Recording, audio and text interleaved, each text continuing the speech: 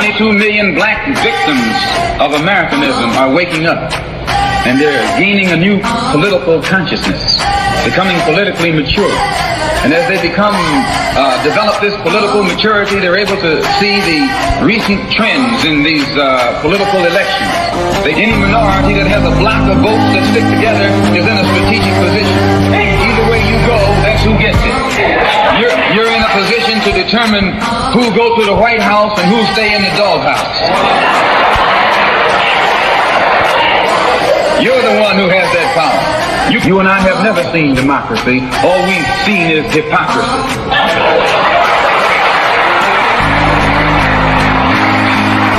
When we open our eyes today and look around America, we see America not through the eyes of someone who has enjoyed the fruits of Americanism.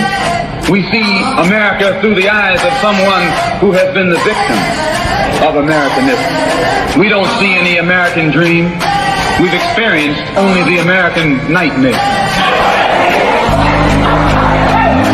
We haven't benefited from America's democracy. We've only suffered from America's hypocrisy. And the generation that's coming up now can see it and are not afraid to say it.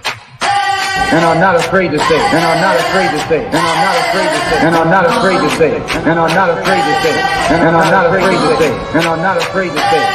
And are not afraid to say it. And are not afraid to say it.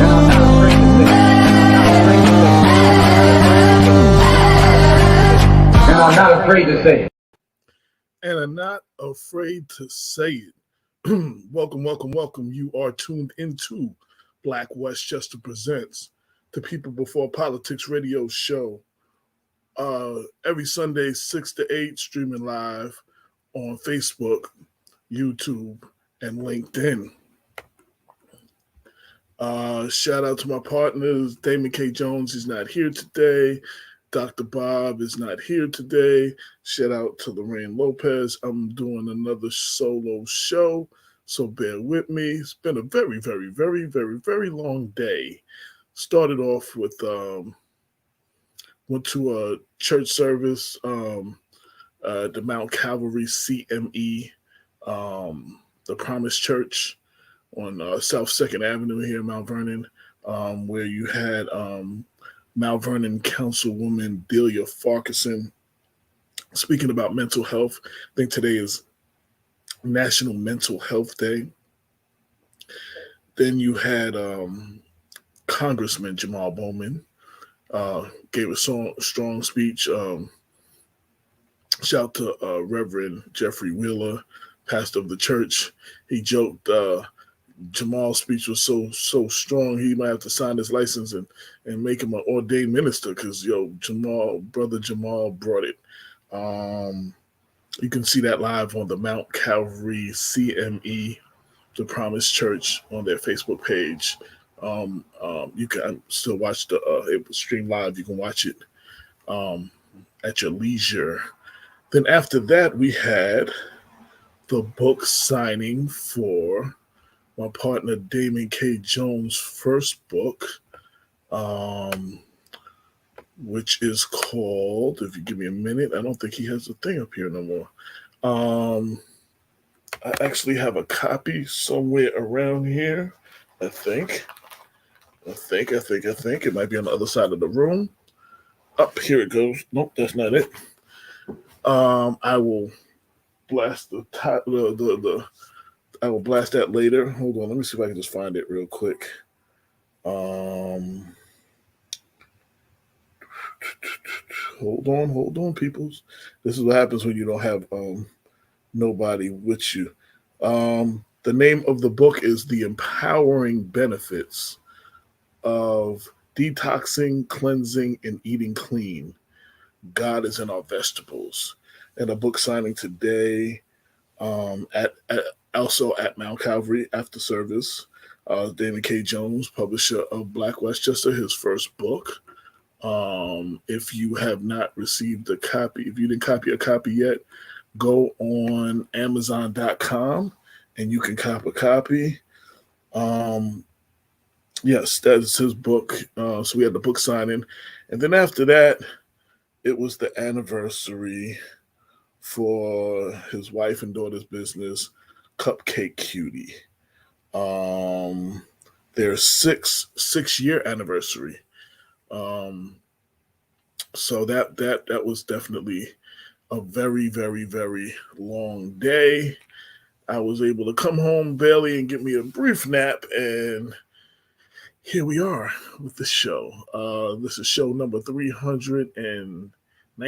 This is our 319th show. Today we have a couple of guests. Shortly, in about 10 minutes, we will have members of the Westchester Black Women's Political Caucus. They will be talking about their 45th anniversary, which will include Lifetime Achievement Awards to distinguished members, guest speaker, Senate Majority Leader, the Honorable Andrea Stewart Cousins, the Mistress of Ceremony, Mary Ann Carr, who I believe is going to be one of the first ones to come on. It is next Sunday, October 17th, 2021, from 4 to 8 at Castle Royale, which is located at 92 Waverly Street in Yonkers. So we will be having various members of the Westchester Black Women's Political Caucus. Always have to look at the name before I read it because I always mess it up. They will be on, and on the second hour, I don't know how many of you have seen it, but there was a article that ran in Lohud, and it talked about the Black Lives Matter sign being ripped out of the ground, and there were statements that we all know that racism, systemic racism, and implicit bias are plague our communities throughout Westchester. This was specifically about racism in Greenburgh. So I wanted to have a conversation with several members. We will have Gina Jackson, who's a Greenburgh Town Councilwoman. We will have Ken Jones, who is a Greenburgh Councilman and the chair of the Black Lives Matter Committee. We will have Clifton Earl Abrams, who's also on the Black Lives Matter Committee. We will have Mechelle Brown, an advocate from Greenburgh area. We'll have Janice Griffin, the president of the White Plains Greenburgh NAACP chapter, and Lena Anderson, a longtime advocate. We will be discussing the vandalized Black Lives Matter sign on Knollwood Road, the plans to replace it, and the reflection of racial violence in Greenburgh mentioned in the Lohud article. And as I said in the Facebook post, the purpose is to have a conversation that will hopefully prayerfully lead to some doable solutions. So we will definitely have a full show. Let's see, there's a couple of things going on. Someone is sending me a flyer. The City of Mount Vernon, the 100th year memorial service for the internment of Corporal Morris D. Link, Mount Vernon's own 369th Infantry Harlem Hellfighters. This will be on Tuesday. This will be this Tuesday, October 12th at 1 p.m. at the St. Paul National Cemetery, 897 South Columbus Avenue here in Mount Vernon. It will be a memorial at Greater Centennial. And we will discuss the Mount Vernon Veteran Service Agency. Master ceremony will be Terrence Horton. For more on that, I'll make sure I post a flyer in our social media. And thank you to Cheryl, who sent me the flyer to announce on the show. Stephanie, how are you doing? She said it was a great service today at Mount Calvary with Delia M. Farquharson and Congressman Jamal Bowman. She also said congratulations on the 6-year anniversary of Cupcake Cutie Boutique. and agrees that racism is alive and kicking in Westchester County, period. Systematic racism. Yes. So I wanted to, you know, you hear people have these conversations. There was Greenburgh. I wanna just applaud them. We'll have more. We'll talk about more of this in the second hour. Greenburgh put up one of the boldest statements that was put up in Westchester County. You know, Yonkers is the first to have a Black Lives Matter painted around City Hall, a big mural in the street around City Hall. A few other municipalities either planned on it or have done the same thing. But what Greenburgh did, right on the Welcome to Greenburgh sign, they posted all lives cannot matter until Black Lives Matter. That was the boldest statement that has been made in Westchester County. And case in point of the importance of having a sign like that, less than 24 hours, it was ripped out of the ground. Even the Welcome to Greenburgh sign it was attached to. And shout out to Mechelle Brown, who's been keeping a running tally. I think it's 150 something days since it happened. It has not been replaced. And a lot of blacks in Greenburgh are upset because this pole, the broken poles, are still standing out of the ground. They have not even removed them. It's like every time they drive by, it is a reminder of it's a reminder of the crime scene. It is a reminder of the hate crime. It is a reminder that as some say, Black lives do not matter in the town of Greenburgh. She said the polls are gone today. And she said it's been 150 days. Shout out to Mechelle, for that. I just want to see if there were anything else. That was it. Yeah, I will post that. Cheryl sent me some more information on the event in Mount Vernon on Tuesday. I will share that on blackwestchester.com so you can see that. It's a little too much to read, so I will just post it all on the website for everyone to see. So Mechelle corrected me. She said the polls came down. It took 140 days after the actual crime for the town of Greenburgh to remove the polls. And then Stephanie Swan, a Greenburgh resident, she said this is reminiscent of a cross burning. So we're going to have that conversation, and I think it was very important to have. We have to. A lot of people don't want to talk about racism. A lot of people don't feel like racism, homelessness, poverty are here in one of the wealthiest counties of Westchester, but they're alive and well, and they won't go away by us not talking about it. And until we address these issues, nothing will change. So hopefully, it's great to include two active council members who are the ones who actually create the legislation in the town and members of the Black Lives Matter committee and other, you have NAACP and other advocates in the area. So we will have that. That's about it. I'm waiting for Marianne Carr. I guess she is the first one that's going to come on for the Westchester Black Women's Political Caucus. Again, Marianne Carr is the mistress of ceremony. You may remember her from the show. She is the first vice chair of the Westchester County Democratic Committee, and she is the supervisor for the town of Bedford. I think she's also head of the Bedford Democratic Committee, if I remember. We'll ask her in a minute. So I'm just waiting for her to put a camera on and her mic on. And as soon as she is, we will bring her on.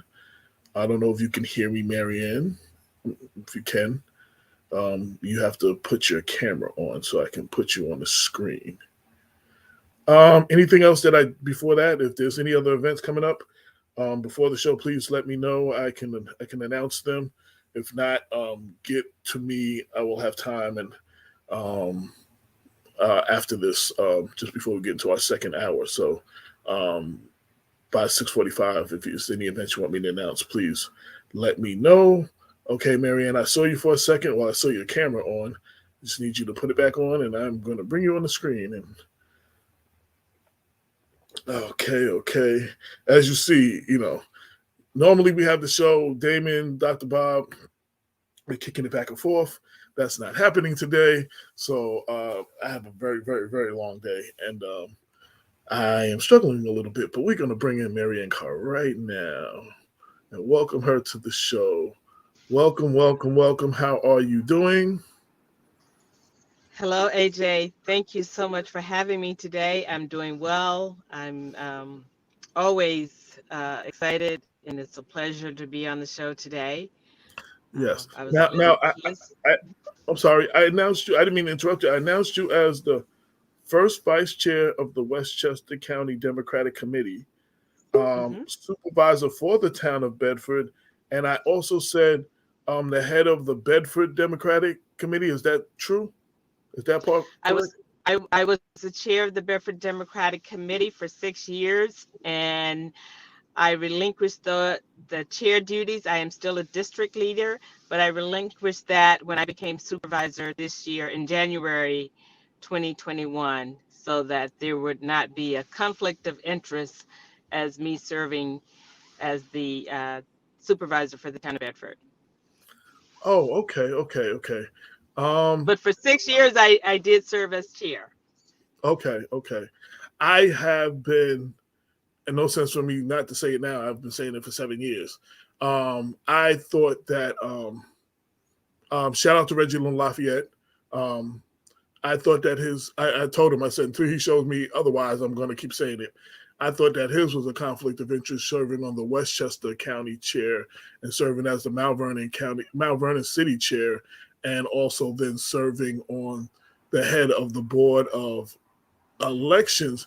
And I say that only to say, and correct me if I'm wrong, the party chair is doing what's in the best interest of the party, where the board of elections is supposed to do what's in best interest of the voters.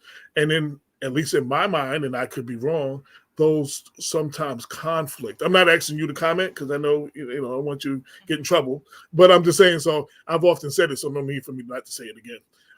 But I've seen my good friend Reggie at the Mount Vernon Democratic candidate kickoffs.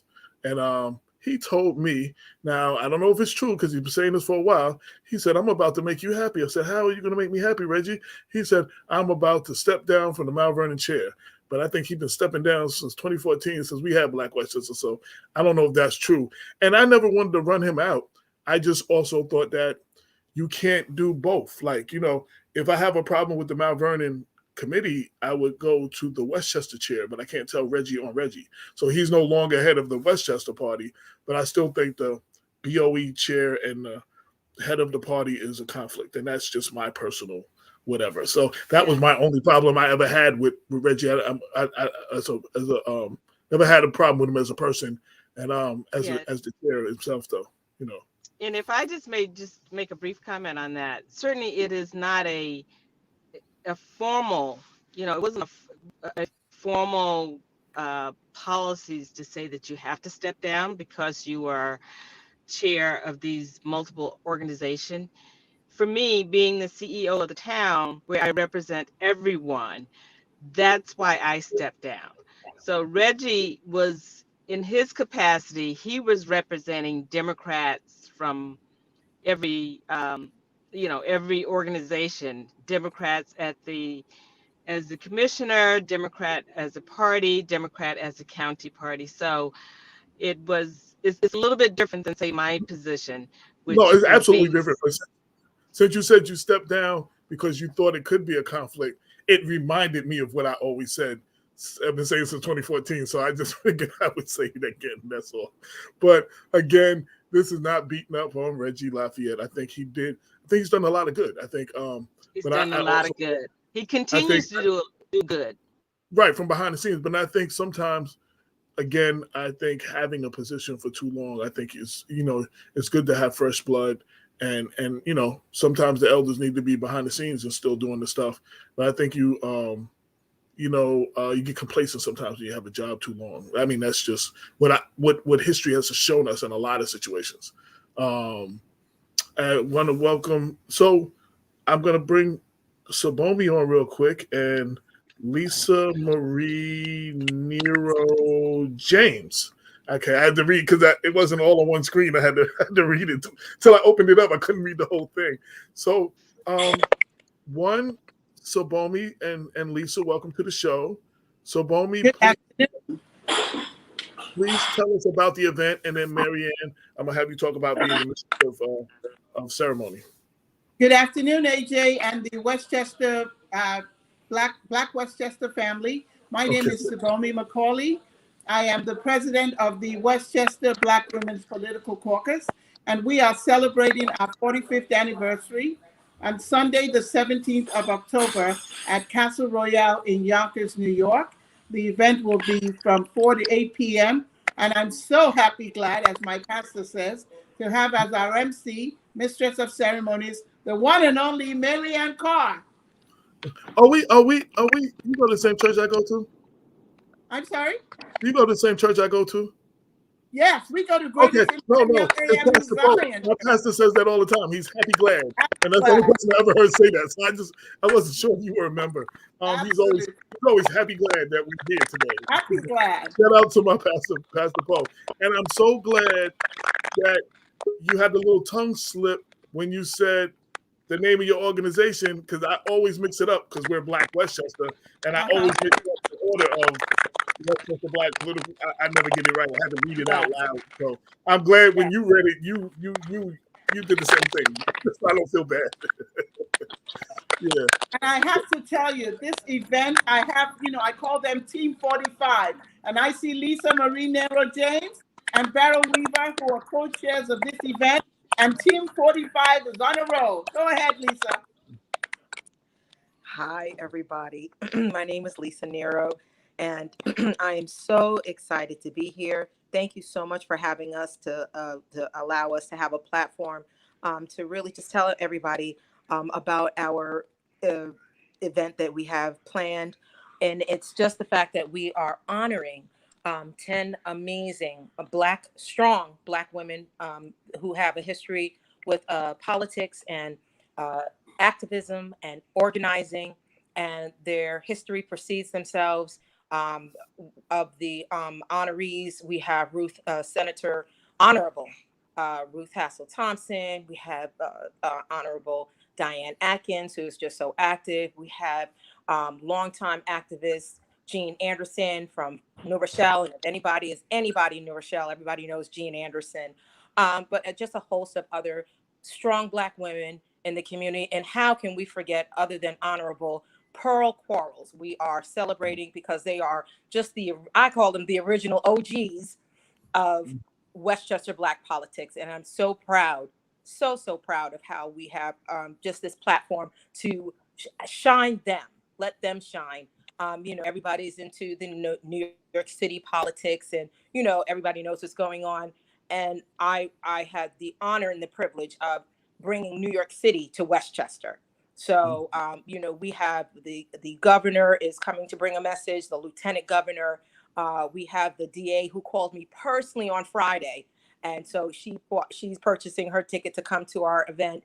And of course, my personal invited guest, the next mayor of New York City, Eric Adams, and Deputy Brooklyn Borough President Ingrid Lewis Martin are my personal guests who are coming, and we're just so excited.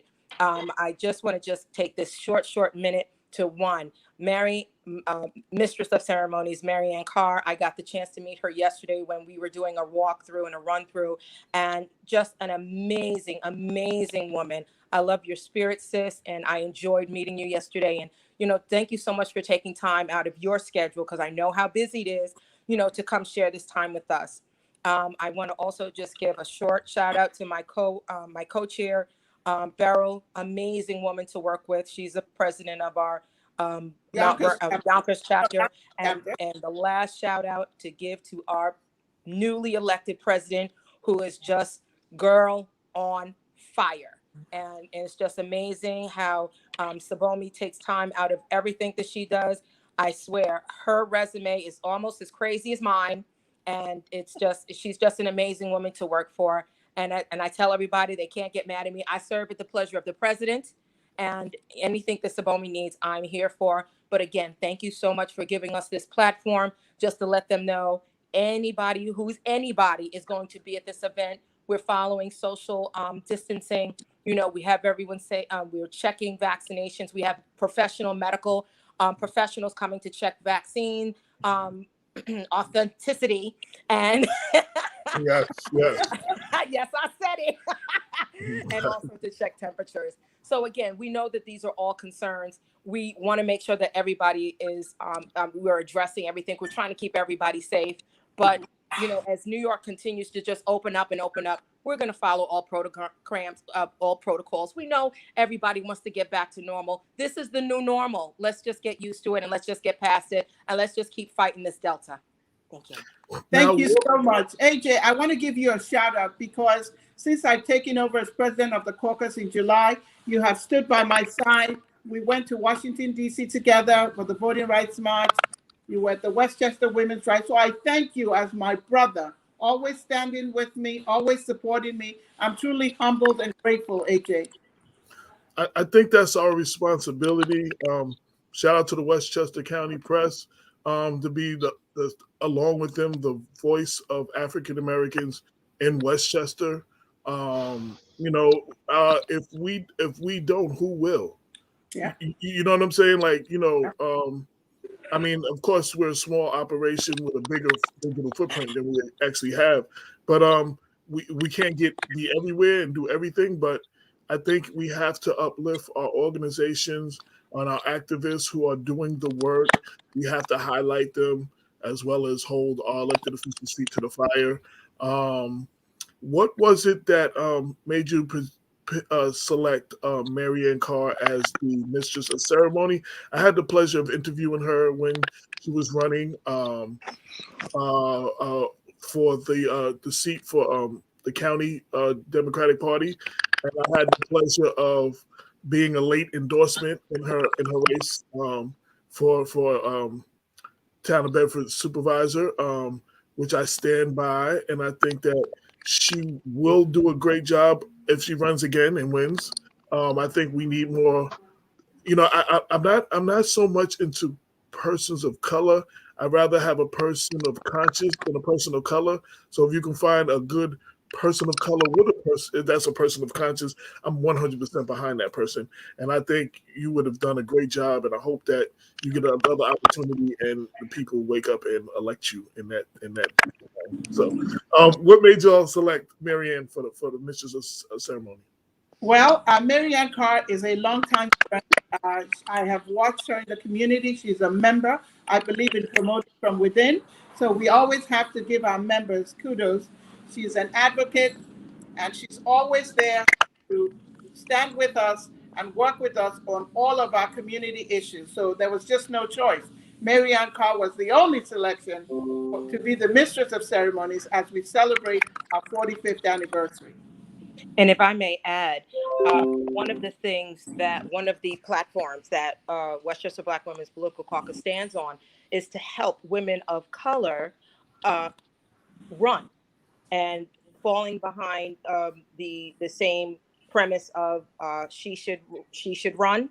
We also inspire and we help and we support financially women of color who are looking to run any races. As activists,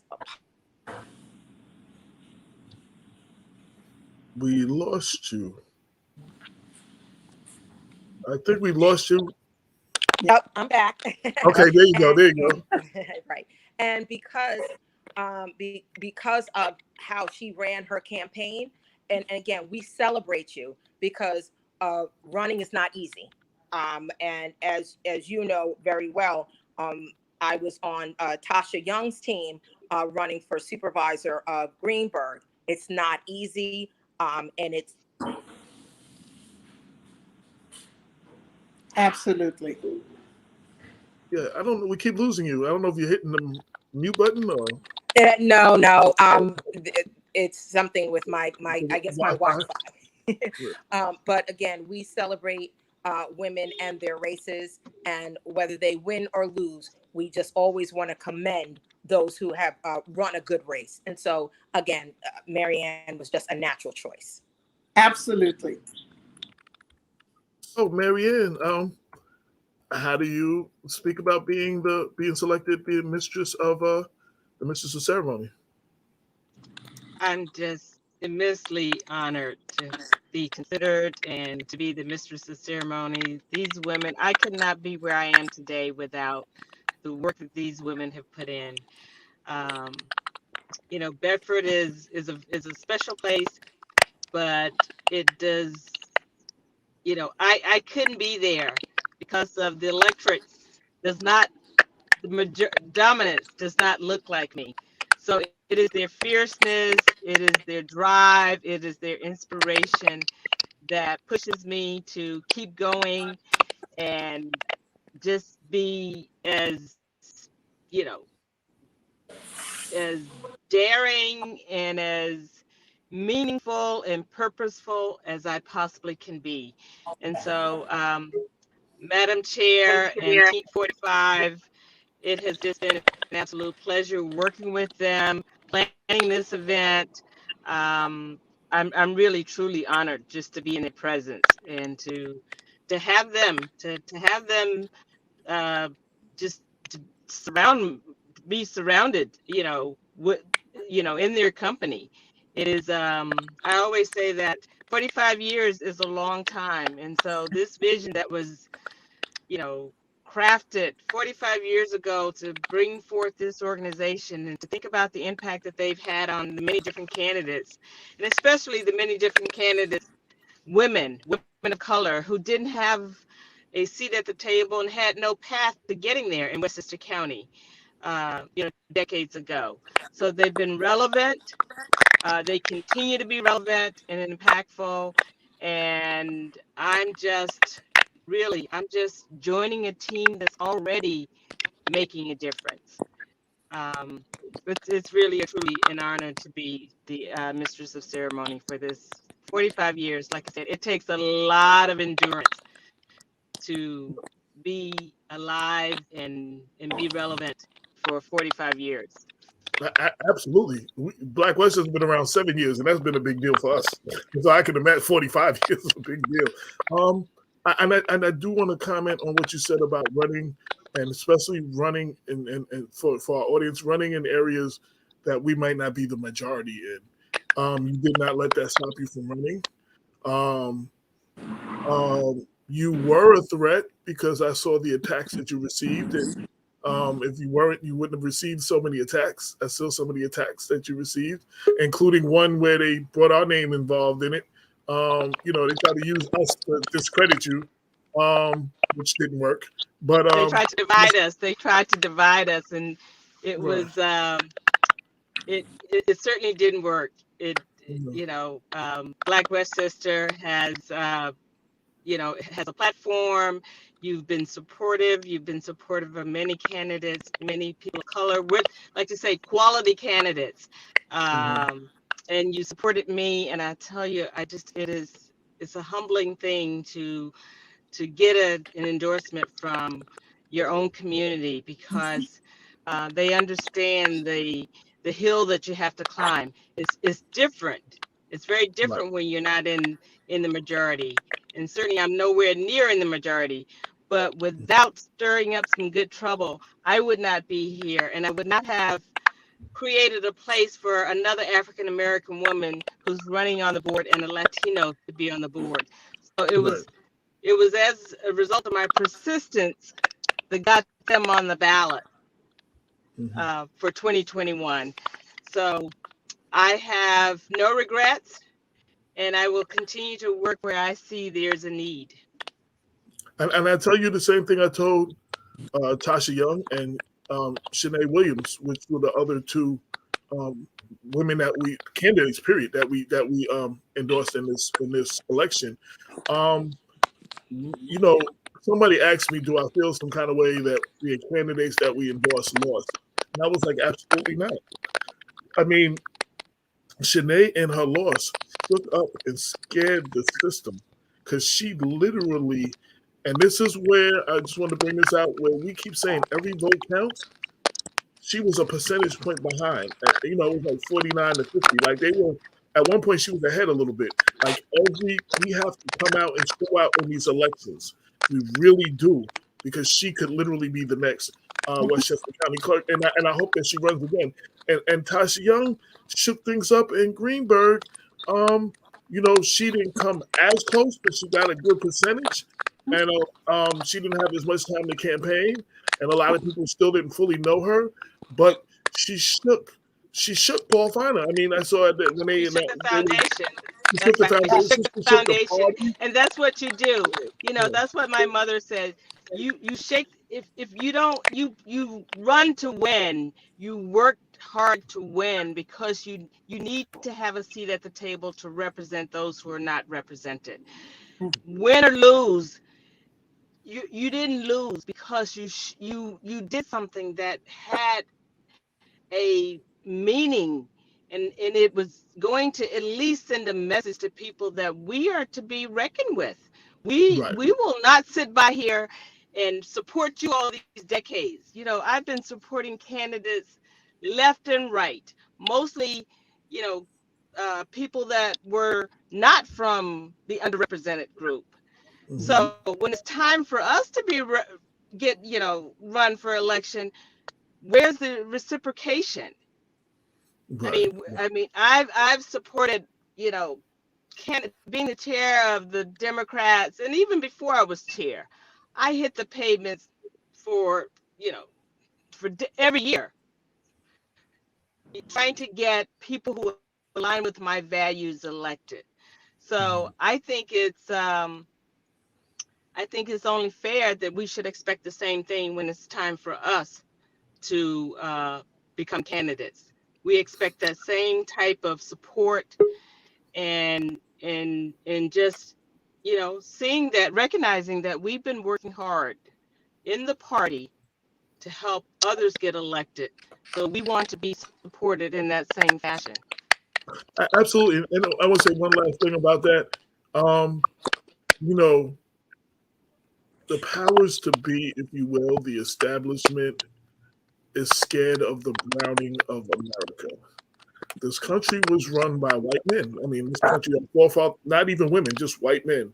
And 2018, you saw a ridiculous amount, an unprecedented amount of women of all different colors, of all different religions, of all different. I mean, you cut the Muslim women, the first Native American. You had so many. So now the Congress and the House are starting to look a little bit more like the country. Still not representative enough, but a little bit more. And you see that they're fearful because of the voter suppression laws that they're trying to put in place all around the country, just to make it harder for us to vote. You know what I mean? You know, people say, and for all those people that say my vote don't count, if your vote didn't count, why are they trying so hard to take it away from you? That's all I want to leave people with that. Now, back to the Westchester Black Women's Political Caucus. For those who don't know, you know, we try to educate everybody. What is the organization about? Give us a little history, if you can. So Alice Scott and Joan Mosley in 1976 got together in the living room and wanted a better representation of my Black women in Westchester County. So they started the Westchester Black Women's Political Caucus in Mount Vernon. From then, we have grown to 5 chapters in Westchester County. We have a Yonkers chapter, we have a Mount Vernon chapter, we have a New Rochelle chapter, we have a Greater Peekskill chapter, and we have a White Plains Greenburgh chapter. Our goal is to promote the inclusion of Black women in the political arena, both at the local level, the city level, the village level, the town level, also at the county level, and also at the state level, and move into the federal arena. We want to promote the inclusion of Black women in the political process in Westchester County and beyond. Now, in addition to that, as you recall, in the last 60 days, we are also involved with issues that affect our community. I was a guest speaker in Greenburgh for affordable housing, and you went with us to Washington, D.C. for the Voting Rights Bus March. We were really happy to see you on that, and we were so glad a lot of people turned out for that event.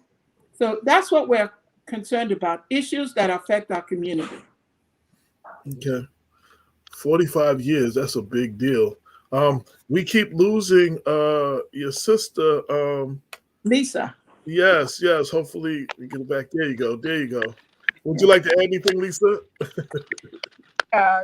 No, and I'm so sorry about where I'm at. It's I'm actually in a space where it's a good space. I'm studying with my sister, who we're getting our doctorates from LIU in education. So we're in our study group.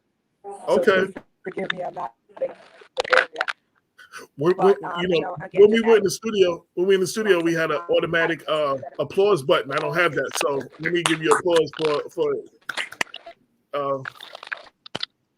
being in the study group, working on your doctorate. I think you froze now.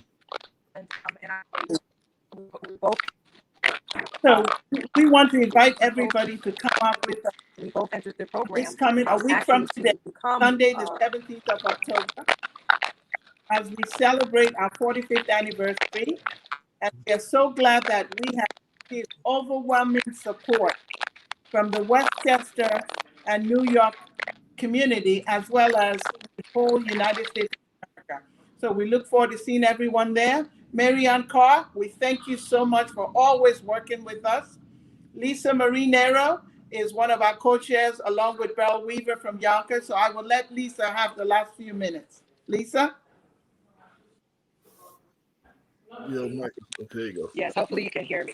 Again, we're just so happy to be able to have this platform again. Thank you so much for allowing us time to our event again. It uplift the community, let the voices of strong Black women be heard, and also gives them a platform so that we can recognize and celebrate them, so that they know how much we appreciate the work that they've put in for all of these years.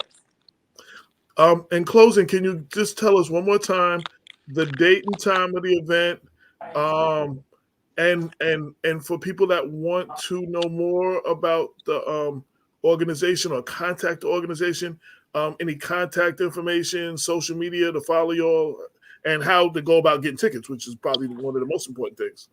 Absolutely. So our website address to get tickets is www.wbwpc, which stands for Westchester Black Women's Political Caucus.org. And if you do the / and contribute, you can purchase tickets. But our website address is www.wbwpc.org. The event is Sunday, this next Sunday, a week from today, Sunday, the 17th of October at Castle Royale, Waverly Street in Yonkers from 4 to 8 p.m. And we look forward to seeing everybody at that event. Thank you. Thank you Thank you all for coming on. We have to have y'all come on again. Where we talk about, we do a show on, issues that are facing our women of color and other things that y'all challenge and come across, and we can have a whole conversation about that. I think that's very important for us to have a conversation on. But I wish y'all well at the event. Hope it's a success. I know it will be a success. Hope it sells out. And anybody, I put the website at the bottom, right there at the bottom of the screen. Please go follow them. If you're not following them, follow them on social media, follow them on Facebook, wherever they are. Go to their website. You'll find all the information. And we have to support our organizations that are out there doing the work. Our brothers need to support our sisters, just like I say, our sisters need to support our brothers. So brothers follow them as well. You don't have to be a woman to follow the Westchester Black Women's Political Caucus. So I wish y'all well, and thank you for coming on the show. And let's circle back offline and see if we can have another conversation. Conversation we usually only have like on Women's Month or Women's History Month. Let's not wait till then to have a conversation on women of color in the county and have a serious conversation about that. Absolutely, AJ. Call on me anytime. I'm here for you. You're my brother. We're standing together in solidarity. We're always available to meet with you, talk with you, discuss with you, partner with you. Thank you. Amen. Wish y'all well, and I will see y'all soon. And I obviously won't be there because I will be doing the radio show because y'all have it around the same time. But I wish y'all well. Thank you, sir. Thank you, so AJ. much. Thank you so much. Bye, everyone. So that is the members of the Black Women. I see. I almost messed it up again. The Westchester Black Women's Political. I got it written down now. The Westchester Black Women's Political Caucus. And I'm doing too much. You see, there we go. There you go. That's where I'm trying to get to. Yes, that's the Westchester Black Women's Political Caucus. Again, they have an event, and I'm going to pull it up again. They're having their 45th anniversary next Sunday, October 17th, 4 to 8 p.m. at Castle Royale, 92 Waverly Street in Yonkers. Definitely, you want to know more information, go to www.wbwpc.org/contribute. We all need to support. We need to pack this house out, and I'll support our sisters, and I welcome them back on the show so we can have a much larger conversation. But everybody needs to go support their event. 45 years. I mean, that's nothing to sneeze at. A lot of groups have not been around that long. A lot of groups can't claim to have been putting in work that long. So we need to celebrate them. And here's to another 45 years to them as well. If you have anything, Stephanie Swan said, amen, it works both ways for support. Absolutely. I mean,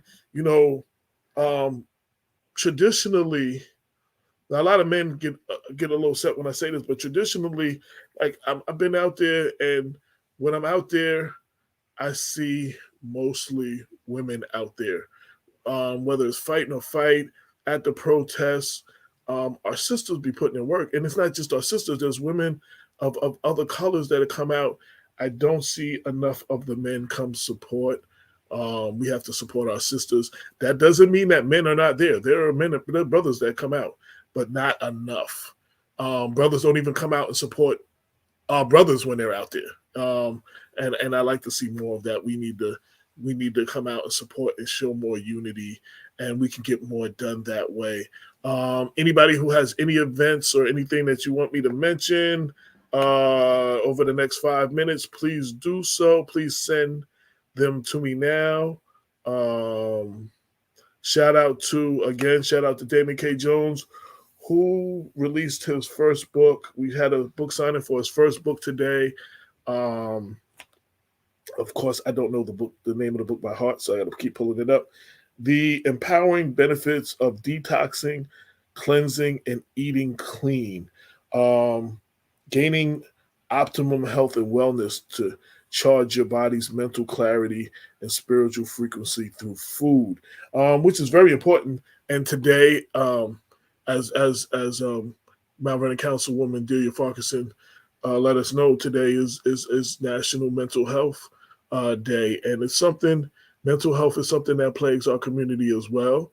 It's something we don't always talk about, and it doesn't get a lot of attention. It's not one of the sexy topics, like, we raise money for breast cancer and we raise money for autism, and we have awareness of all these things, but we don't have awareness for mental health, and we need more of that. We need to For us that's out there fighting, we need to be healthy to be able to continue to fight. So we have to start watching the things we eat and put into our body and the chemicals we come in contact with. Something that I'm working on. We're going to be doing a lot of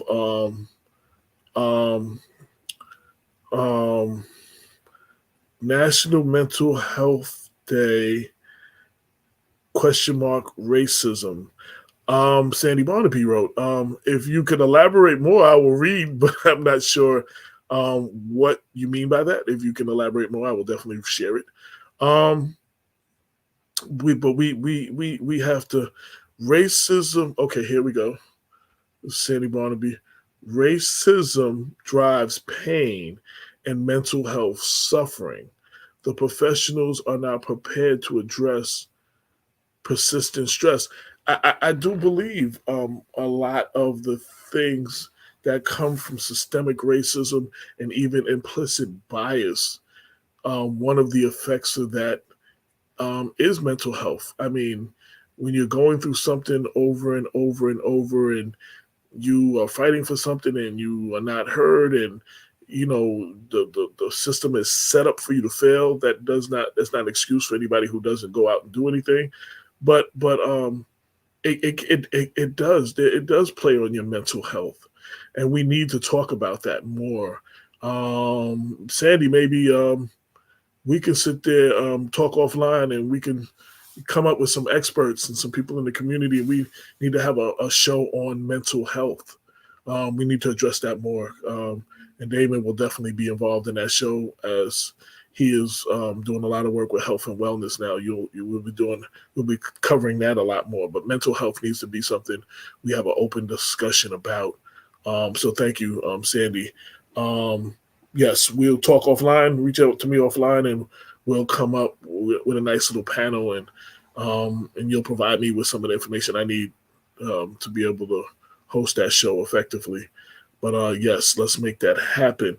Coming up, we're having there was a article. I'm going to try to pull it up. That ran in Lohud this week. Dealing with Greenburgh, dealing with the Greenburgh sign, the Black Lives Matter sign.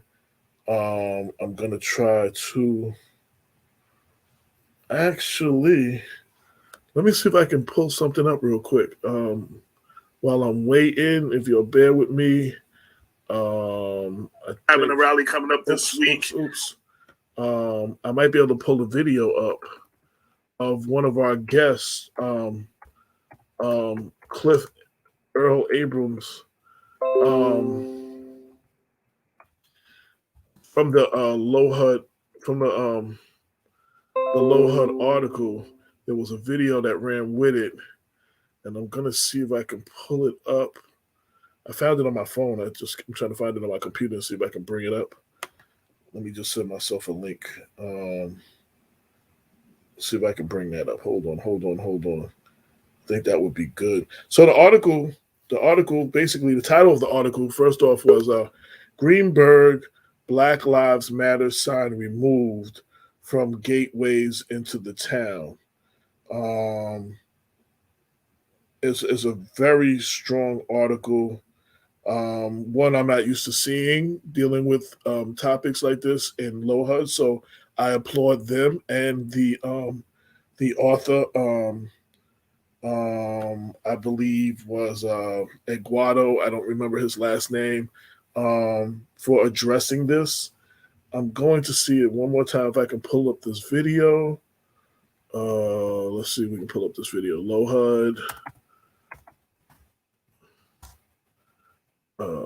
Greenburgh.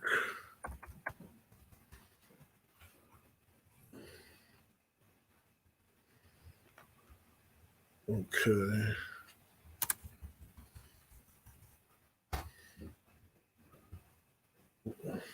Okay, I'm going to work on pulling this video up. I don't want to have dead air on here while I do. But it was a very good interview, and I wanted to do a follow-up to it because of some of the stuff that it had discussed. I see a few of the guests are already here. We have Clifton Earl Abrams, who is. Pull up this video, Lohud. I think you have something on in the background because I'm hearing a double. Something? Do you have Cliff? Do you have something on in your background? Another phone, and you have two things on. We have Janice King Griffith, who I'd like to welcome to the show, who is the head of the White Plains Greenburgh Okay, chapter of the pull this video, but I don't want to. I'm hearing an echo. Cliff is coming from you. I just turned your mic off. I don't know if you have two things on, like your computer and your phone. Do you have two things on? The feedback is coming from you. Also, we have Gina Jackson, who is yeah, she wasn't ready for me to turn her on yet. welcome to the show. Who is a Greenburgh Town Council member, who Black Westchester endorsed in her election, and very, very happy to do so. We have some others that are going to, I told them 7 o'clock, so they actually have a few minutes. But Cliff, let me start with you. Let me see if that's Next Sunday, October 17th. Yeah, I'm still hearing feedback from you, Cliff. And I'm not sure what it is, if you have two different things on. Janice, let me welcome you to the show. I don't know if I've had a conversation with you. I had many conversations with your predecessor. I had a very good relationship with Lena. She always came out. And when I first came back from Atlanta, we started Black Westchester in 2014. Actually, I didn't know there was any other chapter of the NAACP other than the White Plains Greenburgh, to be honest, because they were the only ones that I see. Yeah, I don't hear nothing. Okay, I hear you now, and now everything sounds clear. Can you hear me? Cliff, can you hear me? Cliff, can you hear me? Can you hear me? Cliff, can you hear me? I don't know. Something's on your end. I don't know what it is because everybody else can hear. I can hear and see everybody else. I can see you. I can hear you, but you can't hear me for some reason. If you can hear but me, I can't hear you. Yes, I'm not sure why that is. I'm not sure why that is. But not on my. I hear you on this device I have. I can't hear you on. Right, and then I can hear you on the other device, but I can't hear you on the thing I'm taping from. Okay, so what are you using? Yeah, your I laptop? can't hear you. You're using your okay. I hear you now. Okay, now I need you to turn the other thing off.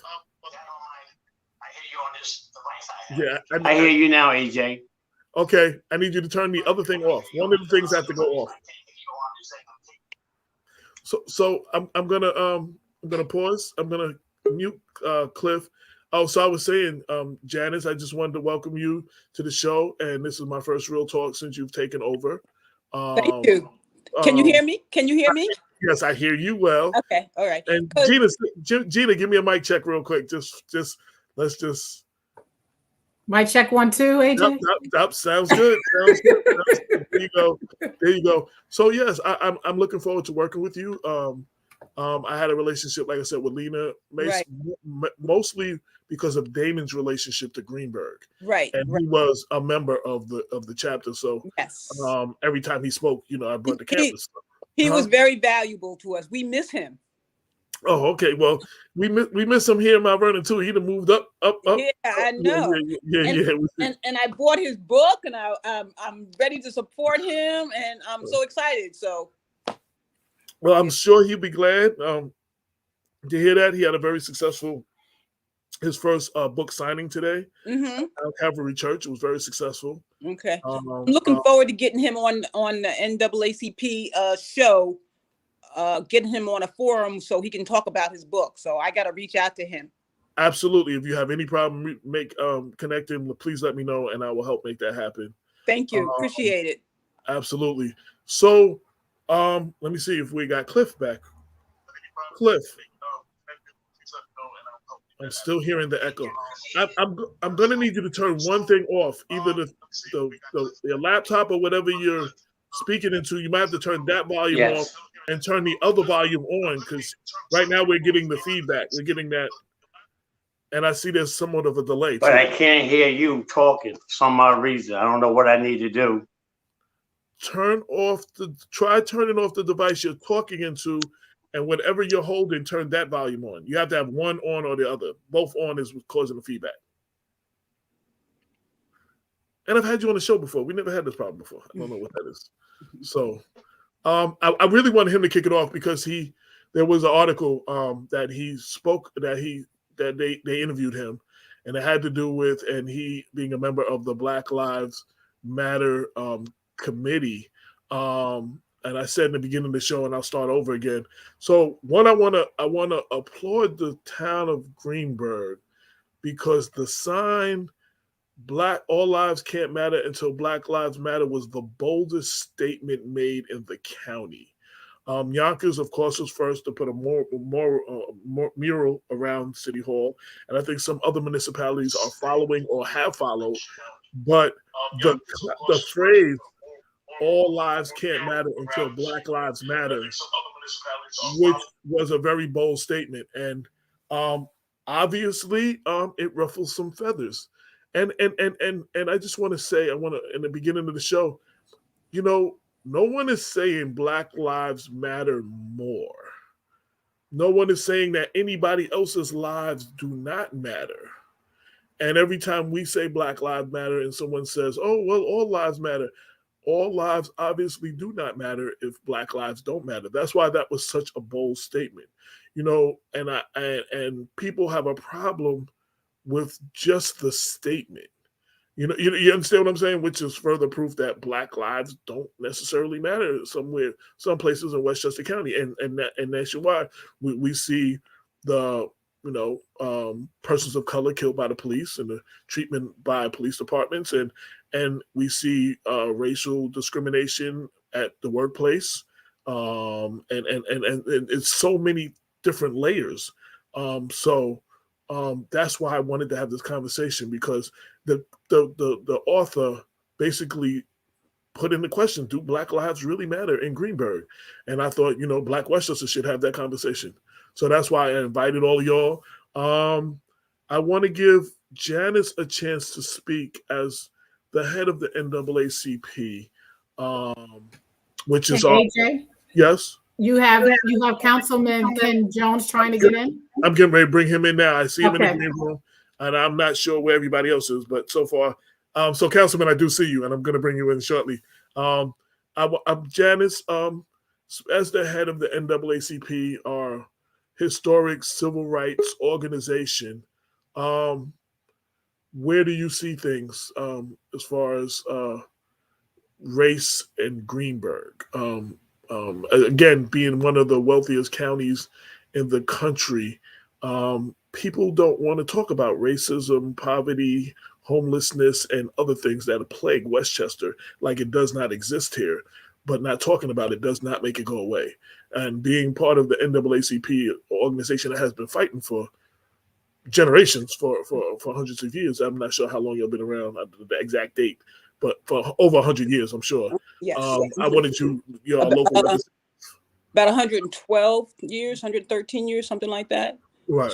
Yeah. So, yes, racism does happen in Greenburgh. It is alive and well. It is reflected in just about all areas, housing, education, and of course in criminal injustices. So yeah, it's here. And people think that because it's not loud, it's not blatant, that it's not there, but it is there. And that's our job as the NAACP. We expose these discrimination. We expose racism, and it's there. It's everywhere. And I applaud Cliff for the work that he has done with the Black Lives Matter committee. That the wording on that sign was genius, and it's very clear. that all lives can't matter until Black lives matter. And, people do have a problem with saying Black lives matter, but that's their problem. We know as Black people that our lives don't matter. And it's evident. It's evident every day. We deal with injustices because we don't matter. So. Absolutely. Now, I do want to bring in Councilman Ken Jones, who I believe is the uncle of Congressman Mondaire Jones. Is that correct? Did I get that information right? I am not the uncle of Mondaire Jones, okay. but I certainly appreciate. Someone told me that you were his. Held in such company.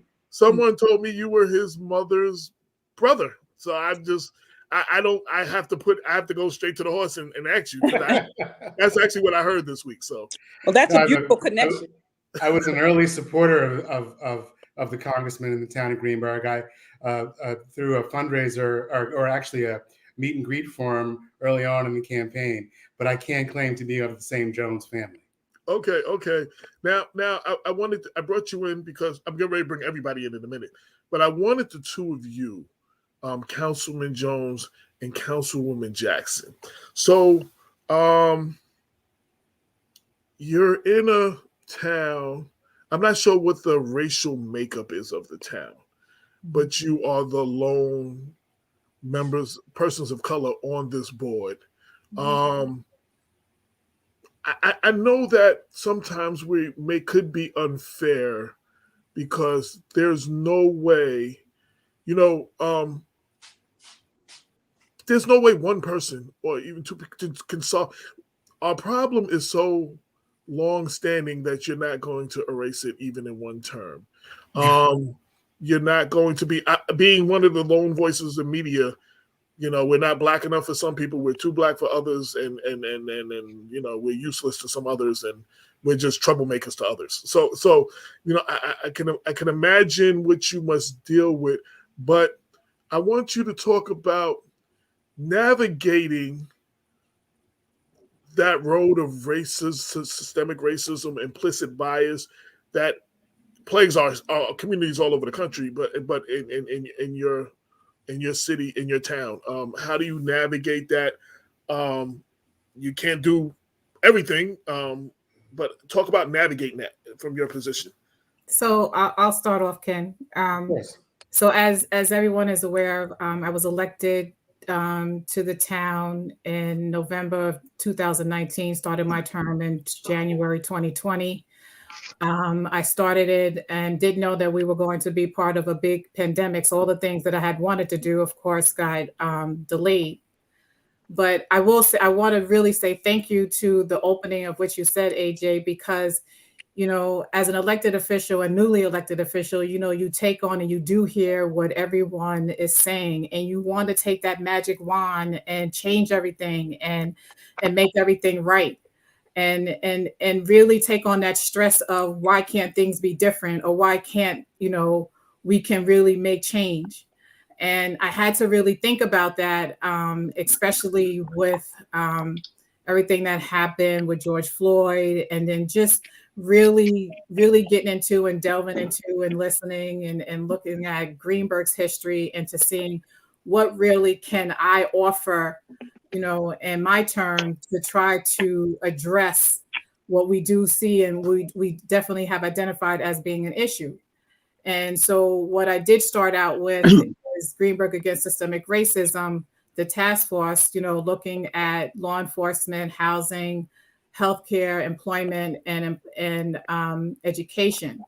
So we started off with the law enforcement committee. So I wanted to make sure that we did not lose that opportunity, and making sure that we met the mandate of former Governor Cuomo of Executive 02 to Executive 203 to address police reform.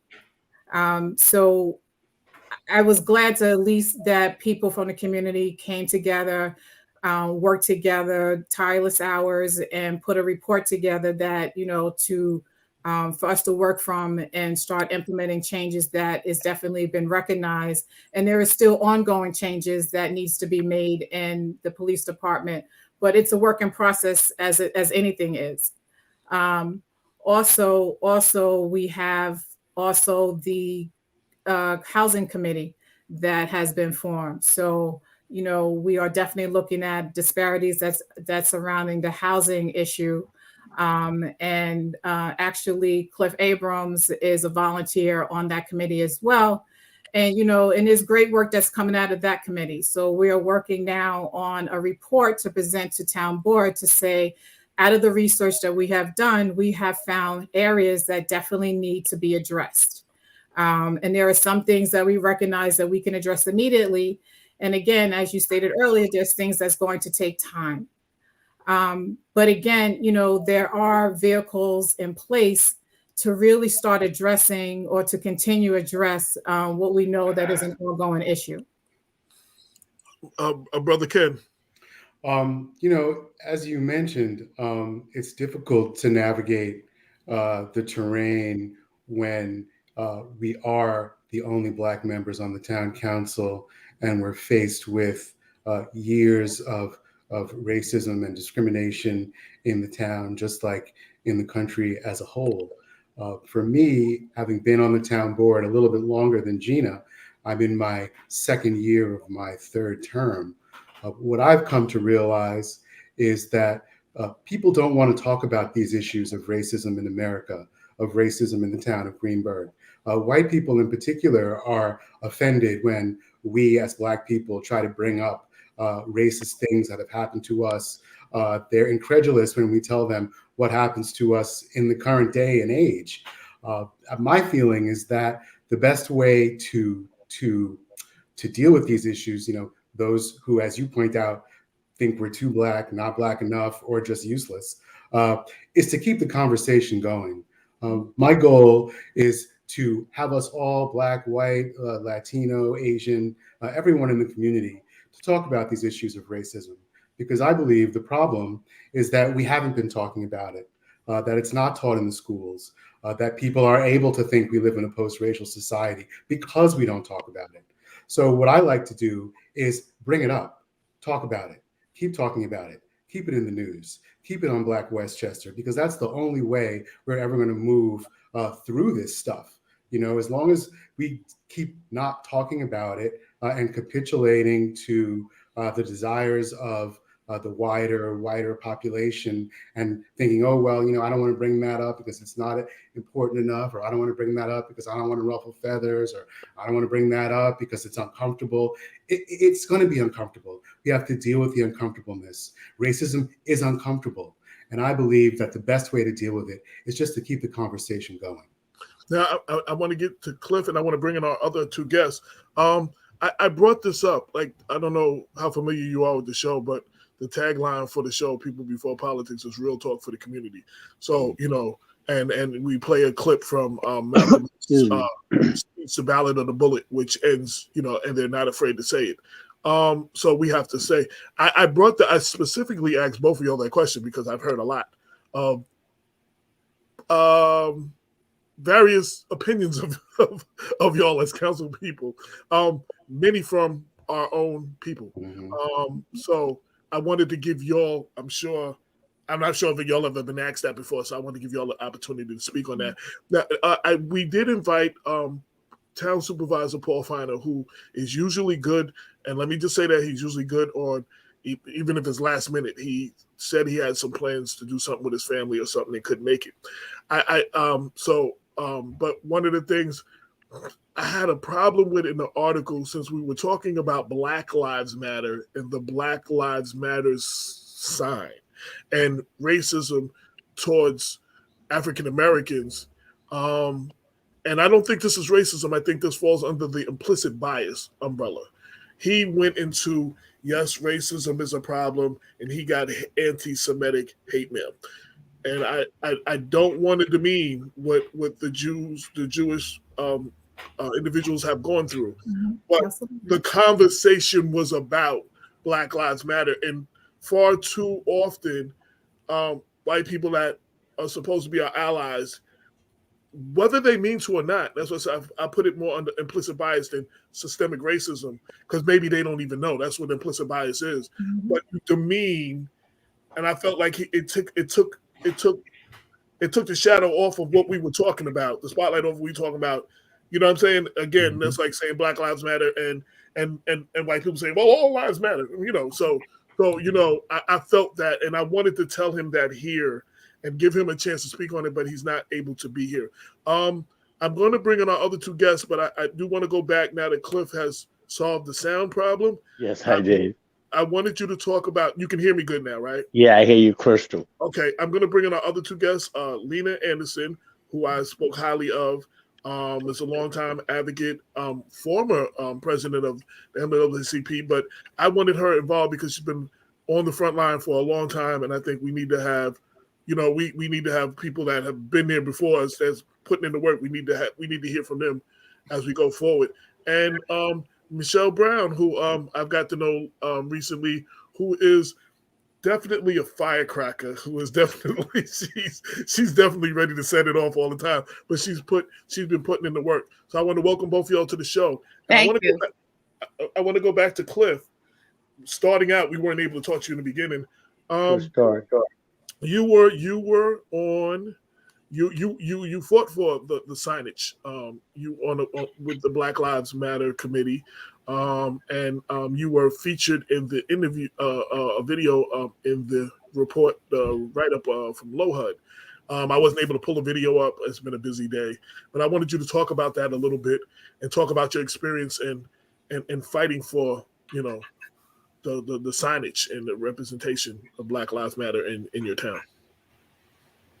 I appreciate that. You know, I want to say one thing is that Mechelle Brown been keeping the fire, you know, and by her keeping the fire is why the article came, is the reason why we on this show today. But I want to make it crystal clear that Greenburgh always been a racist town. You know, you have Fairview, which is 76% African American. Then you got Hartsdale, Edgemont, Irvington, Ardsley, Dobbs Ferry, Hastings. They are predominantly white. And so it's been no secret to the people who grew up in Greenburgh that Greenburgh is a racist community in a village, in a town. But like you said, I give respect to the town that they took a lot of guts, you know, that they doing this 3-part project. But what upsets me is that when we had the meeting and the sign was put up, whether it was put up without the permission, but the town of Greenburgh put the sign up and it was big. And I said, wow, I was so happy and I was respectful that the town did it. But within 24 hours, it was torn down. And at our committee meeting, the guy who spotted it and put it on came and said to us, he thought somebody took a chain and ripped it down. And what upsets me is that at the meeting, they had the president of the police union, Eddie DeVito, I think his name is. And this is a guy who 10 years ago got mad at me when I was videotaping him. He had a young black man on Manhattan Avenue in the middle of the street with his hand behind his back while ongoing cars was going, and told me that he was upset that I was videoing him. And so he comes to the meeting and he say, people's upset about the sign and they suggest that racism isn't tolerated here. And I share that it is tolerated here because the signs snap back up. And so the town came up with racism isn't tolerated here. But due to people like Mechelle, the NAACP, they kept on pressuring because they wasn't going to put that sign back up. But with the pressure from the community, they end up saying they're going to put both signs up. And the next problem was that after it was a crime, this happened in May, they left part of the crime scene hanging up. And they didn't feel there was no urgency to take just take everything down and clean it up. And it was 140 something days and Mechelle Brown kept that going, you know. And then I finally called up Richard Fahn. He's the commissioner of public work. And I said, hey, Rich, look, people's having a real major problem with that being up. Can you take it down? And he took it down. So what I want to say, so what happened, I don't know if you know about this, AJ, that, and maybe Gina and Ken could explain, somebody was complaining about the sign. So they did a resolution for Israel, Jewish. If you say something, it's a hate crime. And we was upset saying that how can you deal with Israel and ready to do a resolution on a hate crime if you say anything about Israel or Jewish, which we know is not people, is a religion. But yet we dealing with black on lives.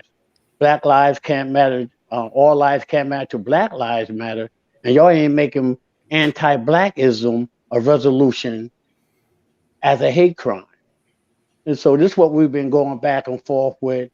That really upsets me. And when we talk to Paul and Lena's here and Michelle's here, and they could explain more.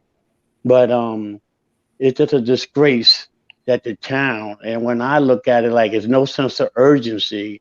And then when I see 2 African Americans on the board and only take 3 votes to change anything, and I understand things take time, but time is over with.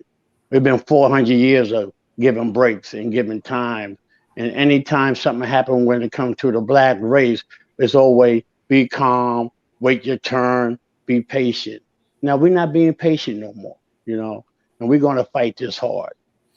I don't want to stay on this and do go back and forth. Okay. I like to cover a lot of territory and give our other 2 speakers a chance to speak. But I do want to give our 2 council members a chance to respond briefly, if you can, if you would like, to Mr. Abrams' comments, since they were directed kind of towards y'all about not feeling that, I don't. Well, you heard what he said, so I'm just, if you would like to briefly speak on it. Well, Gina, do you want to go first? No, go ahead, because you have, a reason why I'm going to defer to Ken first, because Ken is the chair of the Black Lives Matter committee. So I know he has the history and what was discussions and what the timelines and everything. So I guess he can, bring light to that. So. And again, and since we're trying to get a lot in at a little bit of time, totally. As brief as possible, but I want to give you a chance.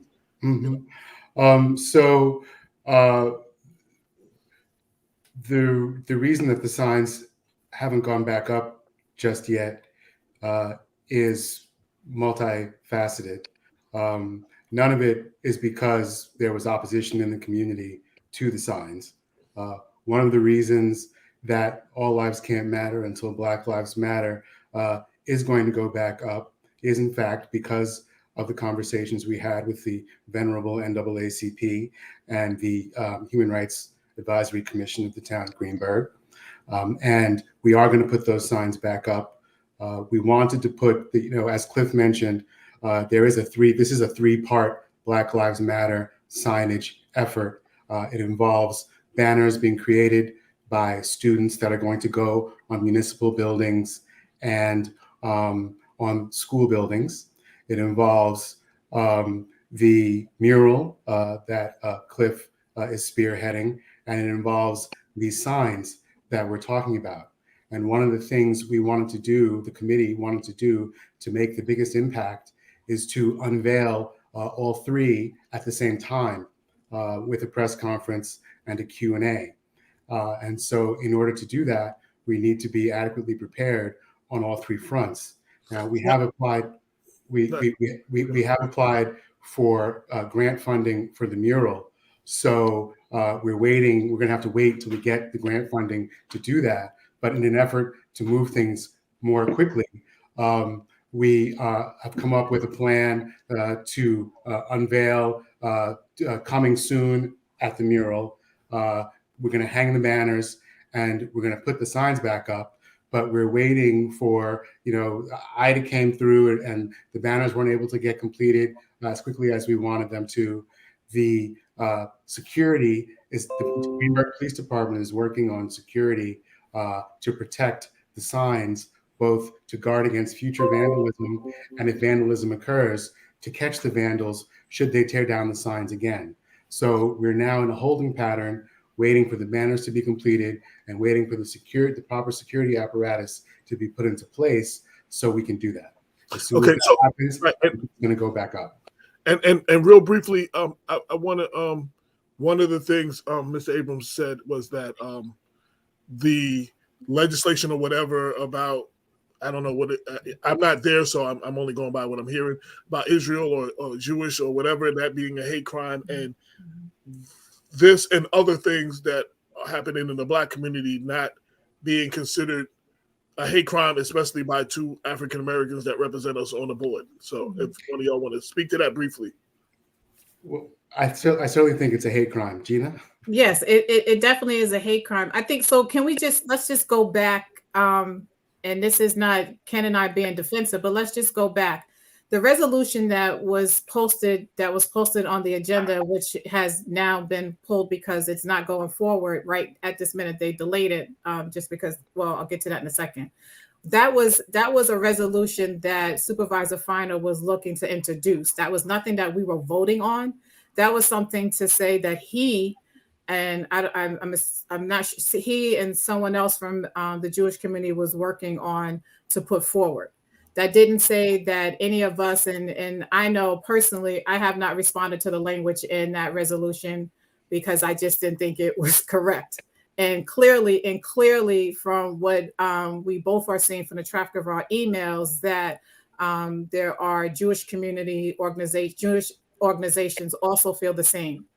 So I think, if we're really, so we was not pushing to put this resolution out. And it is very frustrating that, I don't want us to get blocked. And this is clearly that I thought that was happening, that we get blindsided by any of, I guess, distractions, if you will. We are still moving forward. We are still making sure that the security is going to be there for the sign, is that the sign is going to go up. It's frustrating that, yes, it has not gone up and as quickly as we had wanted for it to go up. But we are not passing any resolution because it is not completely fully baked. And there are some issues internally. And when I say internally within the Jewish community, that they have concerns with too. So we can't support something that not everyone is very supportive of in that aspect. I will say this really quickly, AJ, that, I tend to work, whereas I want to make sure that I have something to produce. I am, and Councilwoman Jones is not even aware of it, though, that I am working on a resolution as it relates to racism. There was something I had previously. I did have conversations earlier with two leaders of Greenburgh Human Rights Committee and NAACP. Thank you, Janice. So we've had discussions, and how do we put a resolution in place that is inclusive, but make sure that we clearly define who we're referring to, because I don't want it to be is that it's inclusive and then we get lost in that. So it's important that we are clearly defined. I'm going to go to Lena, but before I do, and Mechelle, I didn't forget about you, and I thank you for being patient. I a lot of people approach me from various different people or groups or whatever. One of the complaints, and this is for Mr. Jones, Ms. Jackson, and also President Griffith. There are Black people, African Americans in the community that felt that y'all who represent us in the community were silent when the sign came down. They felt like, the NAACP hadn't heard a peep from the NAACP, and the two council people representing them, like, where were you when we, like, why are we not hearing from you?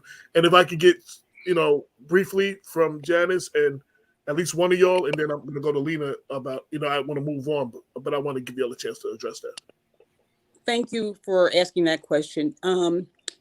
The NAACP has been criticized by many people for many years.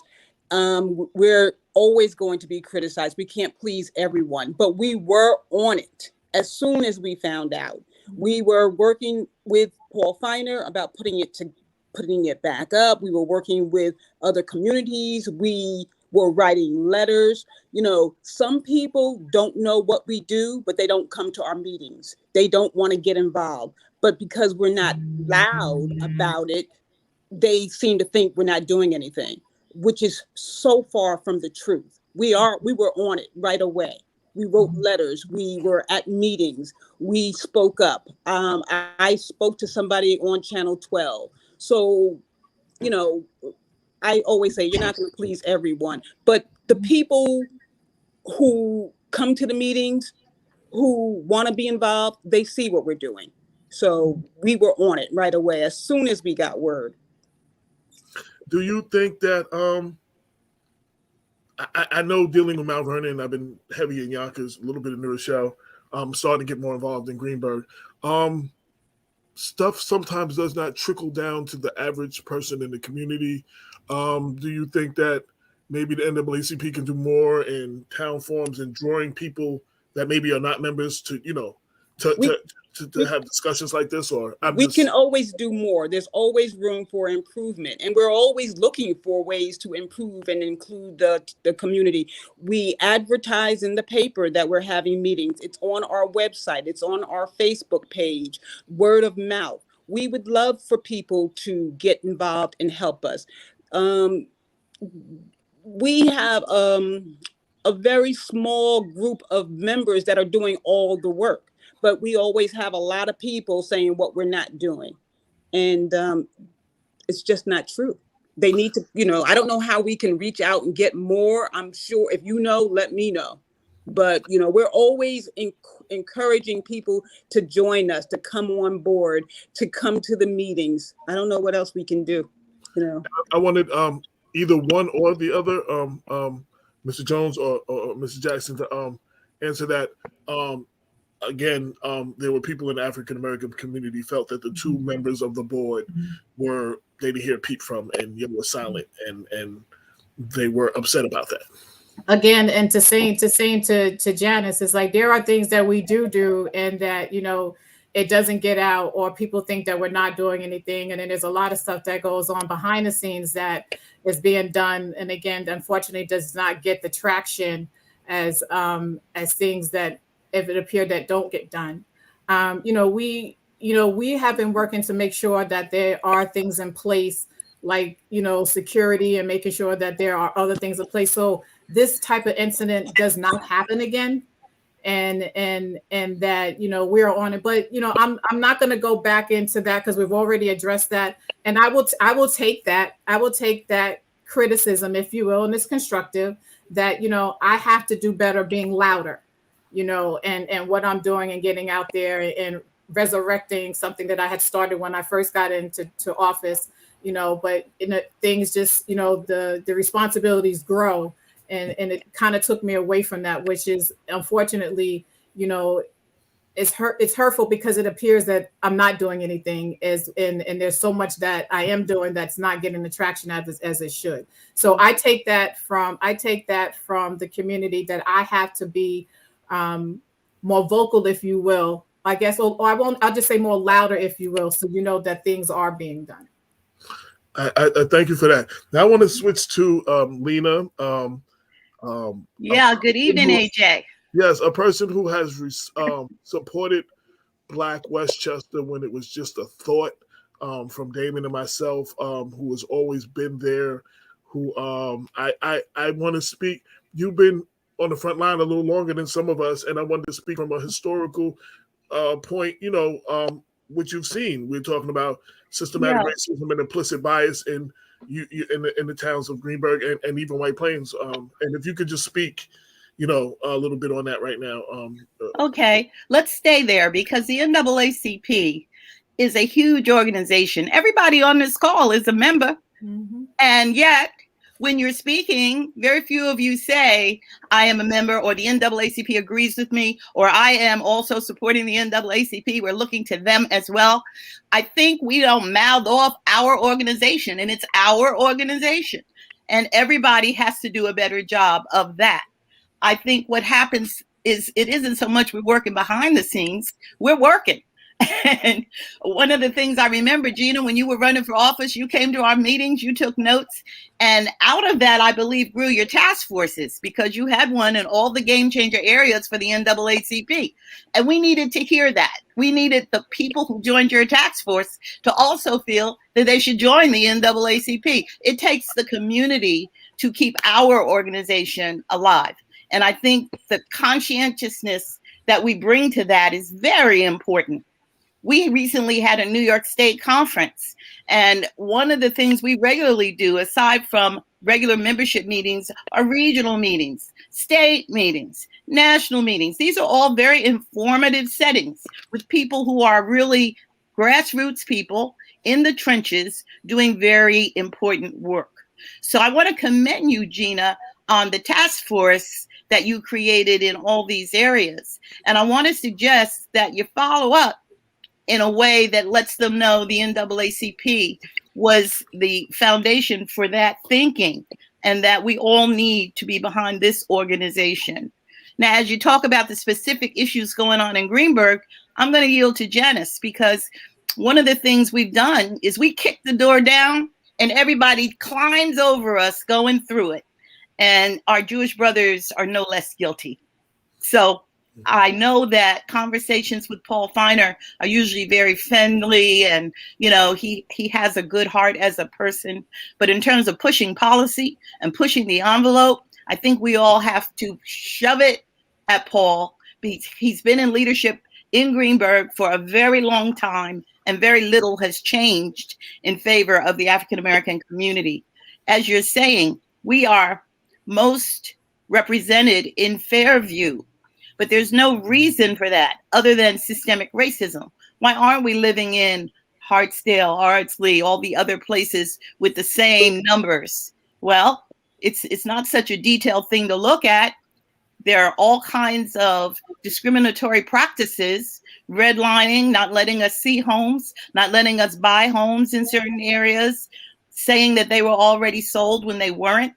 There's always been a pattern and practice that kept us relegated to the Fairview area.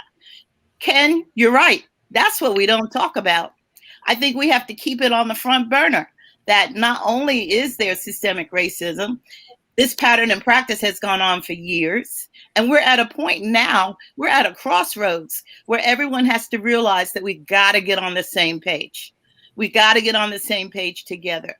So I'm happy for this program, AJ. I'm happy that you can bring us all together and we can really share a conversation. I commend both Gina and Ken for educating the other members of the board, because as they try to get along with them, I met with Gina when we opened up the CHI facility in Mayfair, and she brought along with her Mr. Sheehan. Not necessarily a friendly face for the Black community, but I think he learned at that event that there are people in need. There are homeless people in need of homes. There's a whole population of elderly people who really need to feel a friend in Greenburgh, a place in Greenburgh for them. So thank you for that, Gina. I can't so I just want to say that I can't take the credit for him showing up because he came on his own accord. That's because you're educating him. Hey, AJ. Can I say something real fast? I just want to say, it take me 1 minute, less than that, 20 seconds. I just wanted to say that Ardsley, I went to an event in Ardsley of Black Lives Matter. And do you know that Ardsley never had a Black police officer? And Diane Jetner is represent Ardsley, and she's on our board. And that need to be talked about, because Ardsley is a major part of Greenburgh. And for them to never had a Black officer, and I talked to the chief, and he gave me his card and told me if I know somebody who wanted to transfer, because I told him that how can the whole history of Ardsley never had a Black police officer? I just wanted to put that on record. Thank you. I'm not surprised. I mean, Mount Vernon is the only municipality in Westchester with a Black police commissioner. I mean, I think most people don't know that. Lena, so, like I said, being on the front line for a while, how did you feel when you first saw that they had a sign up that was bold and said all lives cannot matter until Black Lives Matter? And how did you feel when it was torn down and not replaced right away? You know, I was elated. I really wasn't present when they put it up, but I knew it went up. And then it sort of came down almost the same day. But I want you to know our president was on the news. She's on Channel 12 News speaking out on that matter. And it wasn't that the NAACP wasn't aware. We immediately were working and calling and asking that the sign be put back up. So the sluggishness, and you know what? It didn't have to be a nice, pristine sign that went back up. Even now, we just want to sign up. You know, if we keep tearing it down, that's the pattern we'll go after. We put a resolution together. We came up with a resolution that we handed to Paul Feiner about that Black Lives Matter sign. So we were on it. I want to give her a chance to speak. She hasn't spoke yet. Mechelle Brown, who one of the things I was when we were talking about this, and she kept a running count every day on Facebook. It has been X amount of days, and the sign has not been.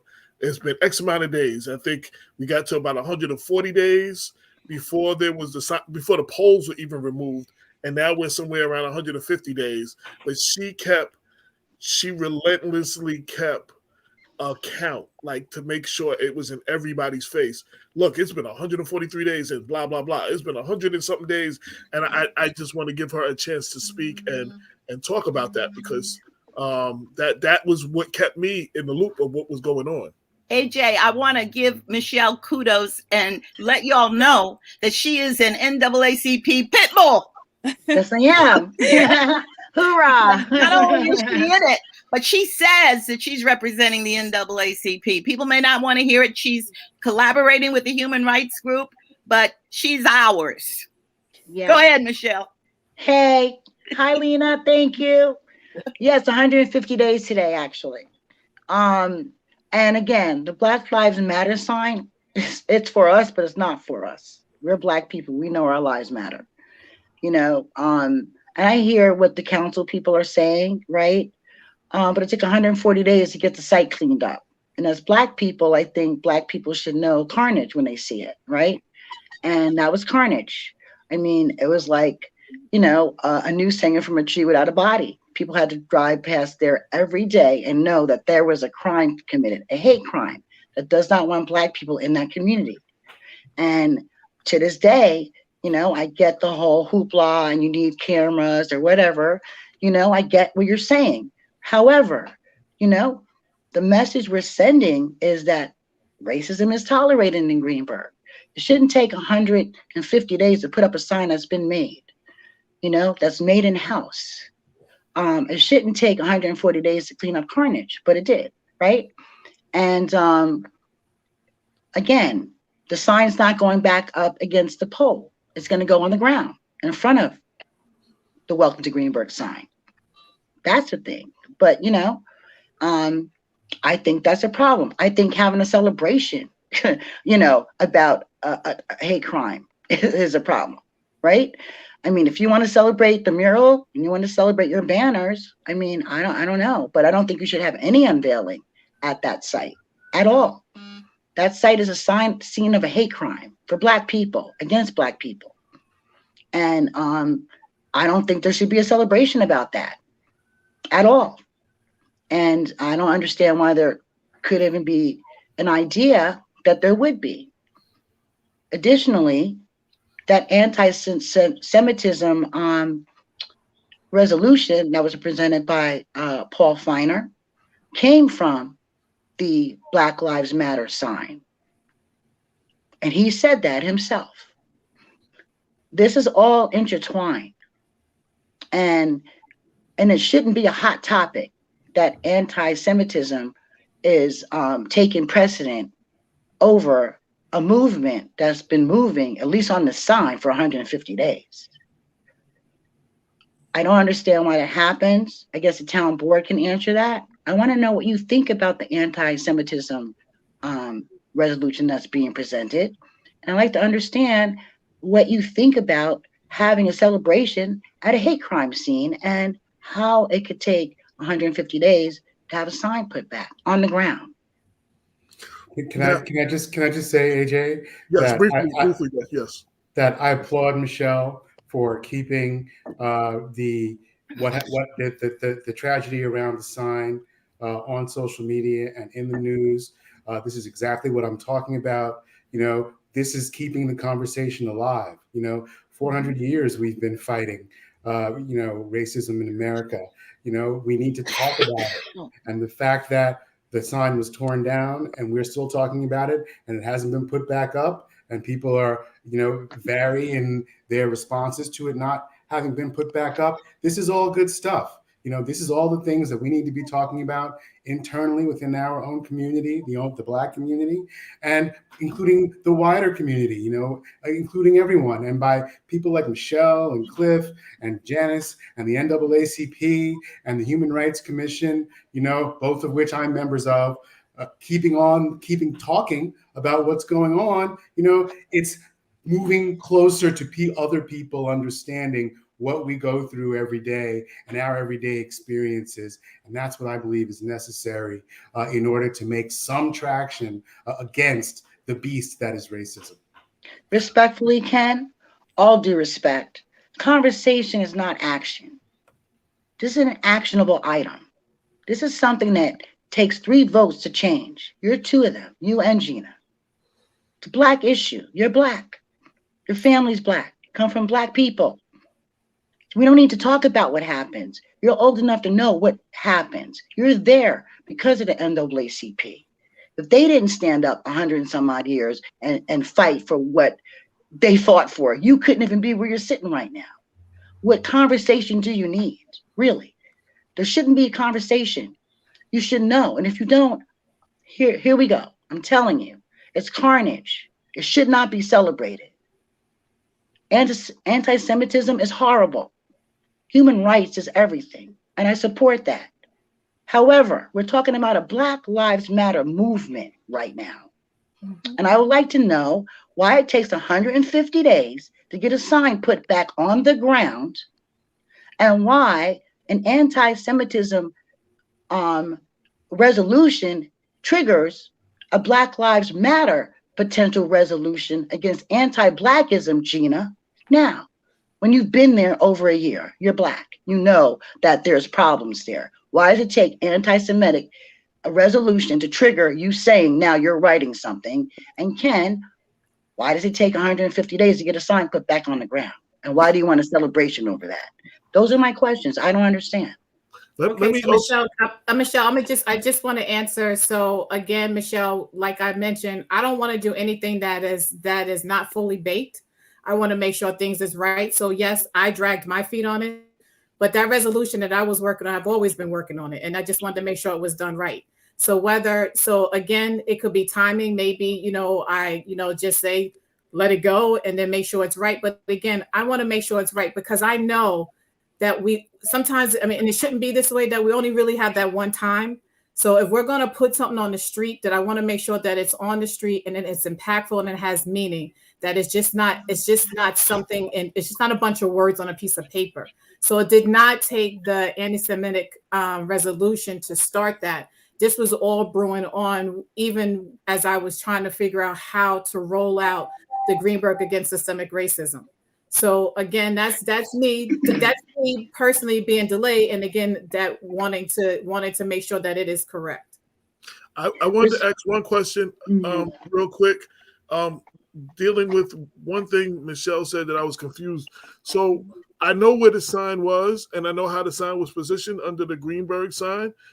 She said something about now the sign is going to be on the ground or something. It's not going to go back where it was. So I just wanted to I wanted to speak specifically to that. No, there 2 signs are going up.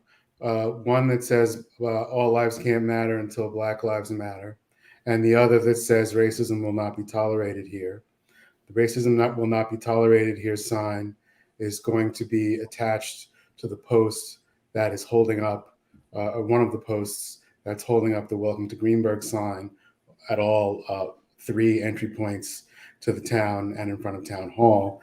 And the other sign, All Lives Can't Matter Until Black Lives Matter, is going to be put on a steel post that is cemented to the ground directly adjacent to the Welcome to Greenburgh sign, so that it is harder for people to pull down. I want to. We have very little time left, and we could talk about issues and keep going back and forth. I want to see if there what I would like to hear. What can we do moving forward to tackle some of these issues from the NAACP point of view, from the town council point of view, from the advocates? What can we do to work together? We obviously have a whole lot of stuff we're trying to handle, and we can't get everything done. But what can we do moving forward to start working together, and more importantly, to educate the community and let them know that what's being done and bring them involved? And lastly, what, if anything, can Black Westchester do to assist in this?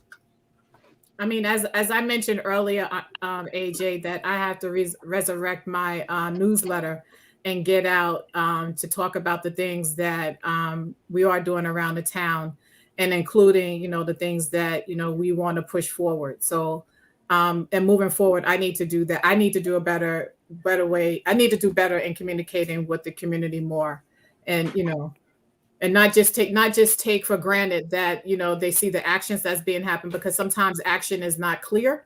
So I need to do better in making sure that I'm communicating more. AJ, one thing I think is needed is that when the Black people come to the town board meeting and we complain about issues of housing or the Black Lives Matter, and when Paul don't want to hear it no more, he just shut the meeting down. But yet they could talk about leaf blowers, and he allowed everybody who's white to explain and express themselves, and it take 2 hours. But he feel when we talk about anything when it comes to our concerns, he just could shut the meeting down, and Gina and Ken's on the board, and I think it's so disrespectful to us. And I want to say this real quick, that I was at the meeting when the guy came back and told us about the sign. And I am the one who called News 12 before Janice got on it. They asked me to speak on it. But at that time, I was giving Tasha Young a fundraiser as she was running for town supervisor, so I couldn't come. So I blew the whistle. I called it activists. I called certain people up to let them know what was happening, because out of 8 votes, I was the only vote that was on the committee that said to put the sign rate back up. I just want to put that on record. Thank you.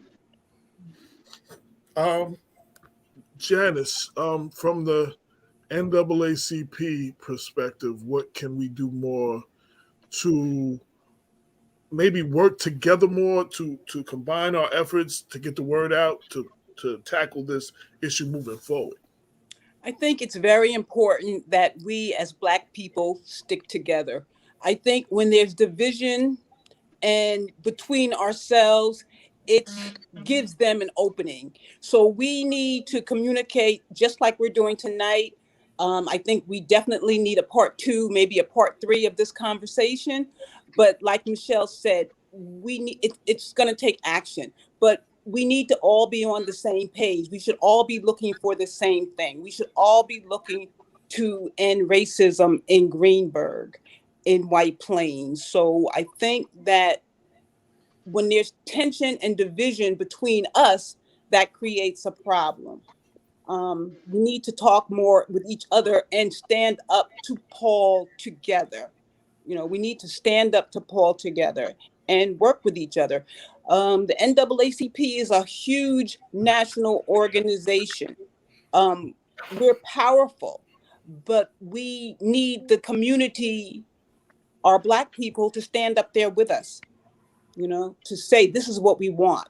We want the sign back up, and the NAACP is big on pushing the community to vote for the people who are going to give us what we want, who are listening to us. So we make it really clear. We give candidates forums. We make our members aware of the candidates that are not supporting us, because that's how we win fights at the polls. I want to just add to what you just said. I think differences of opinions are good. I think hearing from other perspectives are good. Who we don't all think the same way and move in the same direction. But I think what I would like to see, and again, I don't have a horse in this race internally, but as a black man in Westchester County, I do. Because what happens, when I keep telling you, what happens in Greenburgh affects us in Mount Vernon. What happens in Mount Vernon affects them in New Rochelle and Yonkers. So I do on that level. I would like to see, if at all possible, that this forum amongst yourselves, and I can be a third party if necessary, and I don't need to be, is held behind closed doors, and more of the hashing out and more of the differences of opinion. Like, I don't agree with a lot of people who I move with. I don't think they move fast enough. I think they do things that I don't think they think them out, but I think we need to have those conversations behind closed doors. And then when we move as one together. Like I said, what can Black Westchester do to assist in any of this? Right. You understand what I'm saying? And I think I would like to see more of that. And and not just a Greenburgh thing, but what I find out in most communities, information is not trickling down to the regular person. So they're like, nothing's going on. So it's easy to say, oh, Gina and Ken are not saying nothing. Oh, the NAACP ain't doing nothing because I ain't heard nothing from them. It's easy to say that because they don't know. You know what I'm saying? And Gina, one person said, thank you, Councilman Gina Jackson, for holding yourself accountable. I think one of those things that can be done is from our council people is articulating what you need to articulate to your electorate, to the people a little bit more. I know you can't, if you got things in works, you can't say everything, but you know what I'm saying? Like, just and making it more about letting them be more involved more. You know what I'm saying? And I think that would help a lot. And I want to say to everybody who's watching, I say this as far as every situation is concerned. Politics is a participatory sport. You cannot vote and then go to sleep for 4 years and then come back up again and expect things to be done. Like the people have a responsibility. And in our community, the people are not moving on that enough. Cliff said that, I don't know if this is true, but Cliff said that Paul Finer, who's one vote, can just shut down a meeting. I know in Mount Vernon, you can't just shut down a meeting like that. There has to be a vote on that. Like, you just can't shut down a meeting. You understand what I'm saying? So other groups of people outside of us wouldn't tolerate that. Like, no, you're going to hear us out no matter what. And it's going to take our voices, not just the NAACP and our elected officials, but those in the community is going to take your voice. You have to, to quote Obama, you have to be the change that you want to see. You have a responsibility. In any walk of life, and Lena, you can co-sign this one, and anything, if you look in our history, nothing has been given to us because it was the right thing to do. It was because we fought and we stood and we wouldn't take it no more. We wouldn't be allowed to vote if we were still waiting for them to give it to us to vote, and they trying to take it back. You know what I'm saying? We wouldn't be allowed to sit where we want on the bus, and we were waiting for them to do the right thing by us. But still trying to take it back. Right. Or the vote, yes, the vote. They're trying to take it back. They're trying to take back a lot of rights, and not just from person of color, from everybody who's just not a white man right now. Like they're messing with Roe v. Wade. Roe versus Wade. Yeah, they're messing with that right now, and this is just the beginning. You know what I'm saying? So we as a people have to wake up. You know what I'm saying? And this is just. And I want to put that AJ, can I interject on what you're saying in terms of coming together? Because the NAACP, Janice, I'll spill the beans a little bit. We're interested in starting a think tank. We're going to be asking organizations to join us and to have a think tank that comes together with our politicians and that has a discussion on the needs of our people and how to strategize before the next election. So if you're interested, if you're listening and you represent an organization and you want to be part of the think tank, please contact us. Contact Janice Griffith or contact AJ and he'll get in touch with us. But this is almost urgent that we begin the process of having a regular meeting think tank. in which we discuss our issues among each other behind closed doors, and we drive a strategy that's consistent and uniform. Absolutely. I'm glad to hear that. Yeah. And I used to say this about Democrats, and I got to say this about Black people now. Black people is the only army that kills its wounded. you know, seriously, like every army, military is like, leave no man behind, but we kill our wounded. You know what I'm saying? And it's like, we have to find ways, and there's nothing wrong. Like, people might say that Ken is not outspoken enough, or even I've heard, don't speak up enough, and maybe not even Black enough. Those are things I actually heard. So no disrespect, but I mean, I've actually heard those things. People might think Mechelle just is too rough around the edges, too upfront, too, whatever. But, we need, and we behind closed doors, it's okay to be that. But at some point, and I'm not speaking just to the people here, because I understand when I have these conversations, I'm speaking to a whole lot of people that we can't see right now, and who are going to watch this later. We have to learn to agree to disagree. I work with a lot of people who I do not agree with.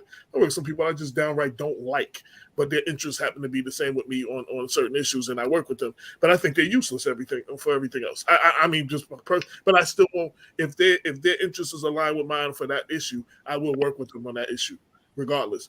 And we have to. Well, I think transparency has to be a thing. Transparency has to be a thing. Period. As an elected official, you have to be transparent. And I don't, what you're doing behind closed doors, that's great, but I think that your community that you're servicing, that you're working for, that you're voted in by, needs to know your movements. And it's not enough to have conversation. It's enough to have action. And it's great for you to take, personal responsibility, but you need to understand your role when you go to be elected, that you have to understand that there's responsibility.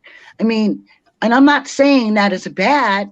I'm not saying that it's good. I'm saying that there are things that have urgency, and there are things that we need to get done. And we need you guys to get it done. You were voted in because we asked for an equitable space for Black people. So you're there.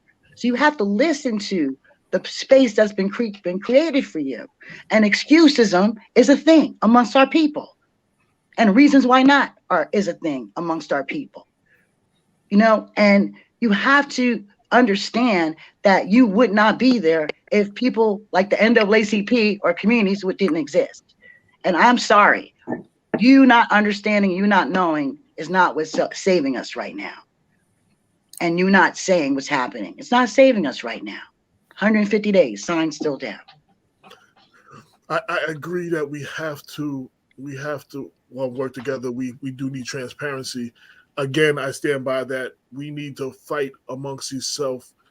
And that's what I'm talking about. That's what I mean when I say behind closed doors. Some of that needs to happen behind closed doors, because if I can see that Gina's not doing this and she's being attacked by just this one, and I can see Janice is being attacked by this one, and I'm the enemy and I'm on the other side, it's easy for me to pick y'all off and divide y'all quicker. Exactly. By, talking in your ear and talking in your ear.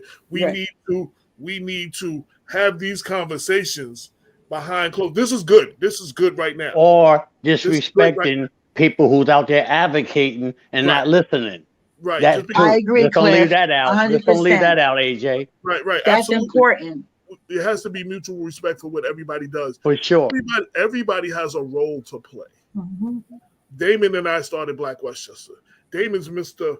Press conference on the go. He pulls a podium out his back out the trunk of his car, and he have a press conference on the corner right here if he wants to. He does a lot of things that I don't move in those ways. So I can't be Damon Jones. I got to be the best AJ I can be. I'm a writer. Damon's not a writer. That's the way I feel my role. But the reason we're successful is because we respect each other's roles, and we respect what each other do, and we support each other, all the way.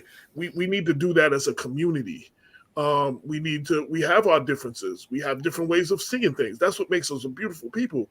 I don't want to work with a whole bunch of people who only think the way I think and see the way I see. I don't want a room full of people like that, because I can't grow. You know what I'm saying? And you miss so much more on the outside. There's just so we need that. But I hope that, again, this is not a conversation that could be solved in an hour. I tried my best to give everyone equal or at least a space to speak. I hope that the differences that maybe some people heard from some other people in ways they may not have heard from them before, and they receive it. I hope that I created a space where people can receive that information from each other, and I hope this helps move the conversation and the movement that you are all involved in forward. I thank you all for taking the time to do this. Lena, I have a long history with. Cliff, I've known for a while. Gina, I know. Janice, I'm just getting ready to know. Brother Ken, don't know me from Adam, so I really appreciate you being here. You know what I'm saying? Like you were like, no. Another, again, disclosure, Paul Finer, since his name was mentioned, was invited. And I do say in our 7 years, 9 times out of 10, when invited, he appears. And when I need quotes in, I need him to talk about difficult situations. Whether I agree with his answers, he does respond. So he's not here today. He was invited. This is not a just beat up Paul Finer session, and he wasn't invited. He was invited. He had a family obligation that he was not able to be here, but he has committed that if we do a part 2, that he would definitely be part of it. And I want that being said, again, for full disclosure, again, like Mechelle said, transparency. I think we need more transparency. But I believe, though, I've heard some good stuff here.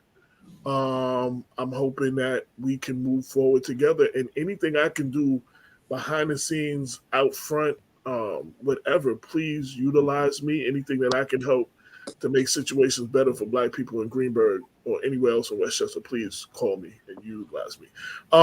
Briefly, 30 seconds or less. I'm going to start from the top and go through Cliff, then Janice, then Lena, then Brother Ken, then Sister Gina, and then Mechelle. 30 seconds or less, last words. Brother Cliff. I just want us, I think what you said at a think tank and behind closed door, I'm open for that. But I'm also want people that's in position of power, and it appears that when Blacks are in position of power, they deal with Black issue with a white perspective. And it's a saying I heard called SOS, setting our standards. We try to solve so many of our problems with white rules, and we play political correct, and political correct only work for white folks, and we have so many Blacks that's in positions. I mean, I look at the county legislators, I'm like, wow, it's a whole bunch of them. And we need the Black mayors and legislators to start thinking and as setting our standards. Let's set our standards, let them come to us instead of always trying to solve our problem with their issues. Thank you. And their perspective. Sister Janice. I just want to say thank you for bringing us together. It was an eye-opener, and I want to continue the conversation, and hopefully everybody on this call will renew their membership and stay involved with the NAACP, because we are stronger together and we can get a lot more accomplished if we stand up together. And Black Lives Matter, so we have to stand up together. Absolutely. Sister Lena. I'm going to ditto my president. Okay. Quick and straight to the point. Brother Ken. I want to thank you, AJ, for holding this forum. And I, too, look forward to part 2 and part 3 of this forum, and to working with the NAACP and their think tank, and continuing to work with the Human Rights Advisory Commission at the town of Greenburgh to make sure that we do at the town level try to address these issues as they come up. And I look forward to continuing to work with Cliff and Mechelle to make sure that these issues remain in the forefront and remain part of the conversation moving forward. Thank you again, AJ. Thank you. Sister Gina. Well, Councilman said a lot that I was going to say, but I will just say thank you so much, AJ, again, for allowing us to come together and speak. I do understand there can be times that we agree to disagree, but I will say that I am confident that we all are on the same page. And at the end of the day, we all want the same result.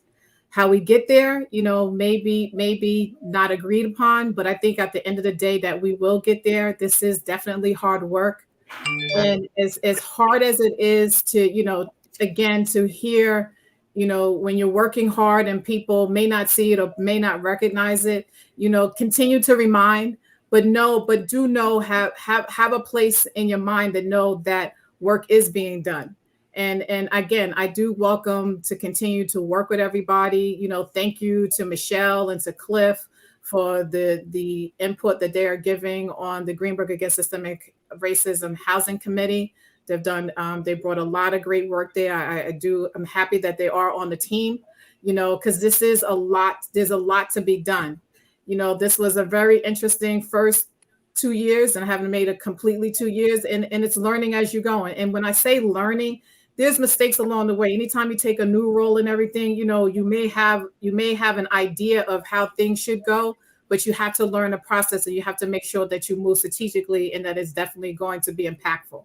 So I will continue to work hard. I will continue to fight, and I welcome to be a part of. I am fully paid up. My dues are paid, so I'm fully paid up in NAACP. And, I invite not only everyone to continue to join NAACP, but please come out and join Greenburgh Against Systemic Racism. We are doing work, but again, it takes time, and I appreciate everyone's support and effort. Who else? Sister Mechelle, my bell. That's Beatles, Slick Rick. Yeah, go ahead. Yeah. I'm sorry. On a remix. I want to thank you, AJ and Ken and Gina, and Lena and Janice and Cliff, or Earl, as I call him, because this is necessary, and it is hard work. And I know we could be doing anything else tonight, but we're not. We're here trying to come to an understanding and communicate and hear and listen and learn. So I appreciate that. And I respect you all, contrary to what people might perceive of me.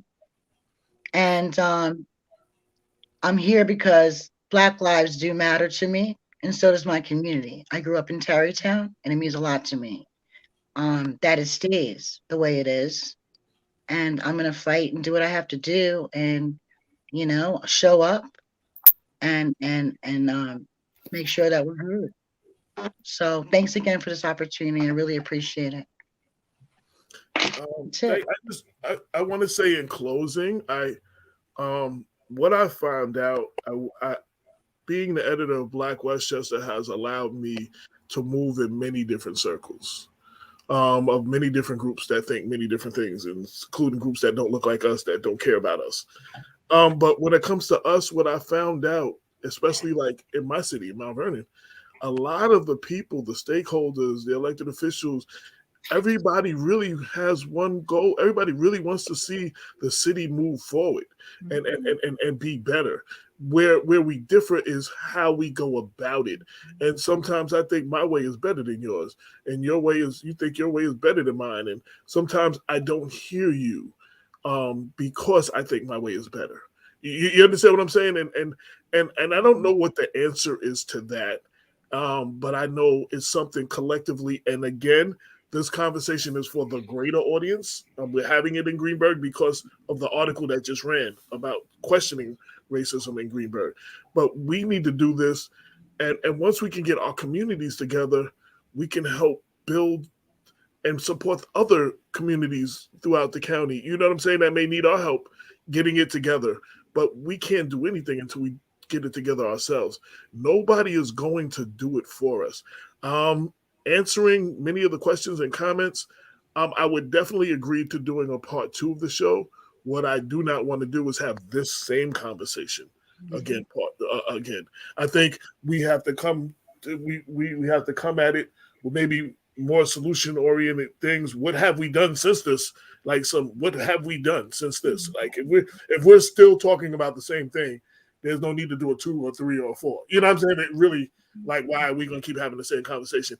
I have a low attention span in meetings like this. I'm gonna be honest, because after a certain point, I've heard it all before. I'm not trying to hear it again. I'm at a point where that sounds good. Let's see what it looks like. And I think that's where our community is. They've heard from our NAACPs. They've heard from organizations like that. They've heard from our elected officials that look like us and don't look like us. They've heard from our activists. But at this point, it's like, yo, let's see. That sounds good. Let's see what it looks like. I would hope that maybe y'all get together, y'all and including others, maybe, without me, and have some behind the scenes dialogue. You know what I'm saying? And maybe, come up with some action items on your own on what y'all can do in your community, and then get the community involved. But I will definitely be in touch with doing a part 2, in a month or so or later. You know what I'm saying? And at that point, I would like to talk about what have we done since and what do we still have to do, not have this same conversation, because then we're just having conversations for the sake of having conversations. I thank all of you for your time. I tell everybody I've had a lot of money. I've spent money. I lost money. I'll make money again. But time is the one thing that I've never been able to get back. So I thank you all for your time. I thank everybody for tuning in. You could be doing anything else right now, but you decide to ride with us, and we greatly appreciate it. This has been Black Westchester Presents, the People Before Politics radio show. We're on every Sunday, 6 to 8, streaming live on Facebook, YouTube, and LinkedIn now. That's the latest one. I will edit this to just this part of the show that y'all are on, the second hour, so people can see just that. We can get this. Anybody who wants to partake in the conversation can always send me an email, blackwestchester@gmail.com. And let's roll up our sleeves. Let's get the work done. Let's get it done. And anything Black Westchester can do to help, please. Y'all know how to contact me. I'm probably the easiest person to find online. So thank you all. Greatly appreciate y'all. And with that, until next time, peace. Keep up the good work. Thank you. You are now tuned into the People Before Politics radio show, brought to you by the good folks at Black Westchester. Black Westchester. Black Westchester. Black Westchester. Check the newspaper. Black Westchester. Black Westchester. Black Westchester. Check the newspaper. Real talk for the community since 2014.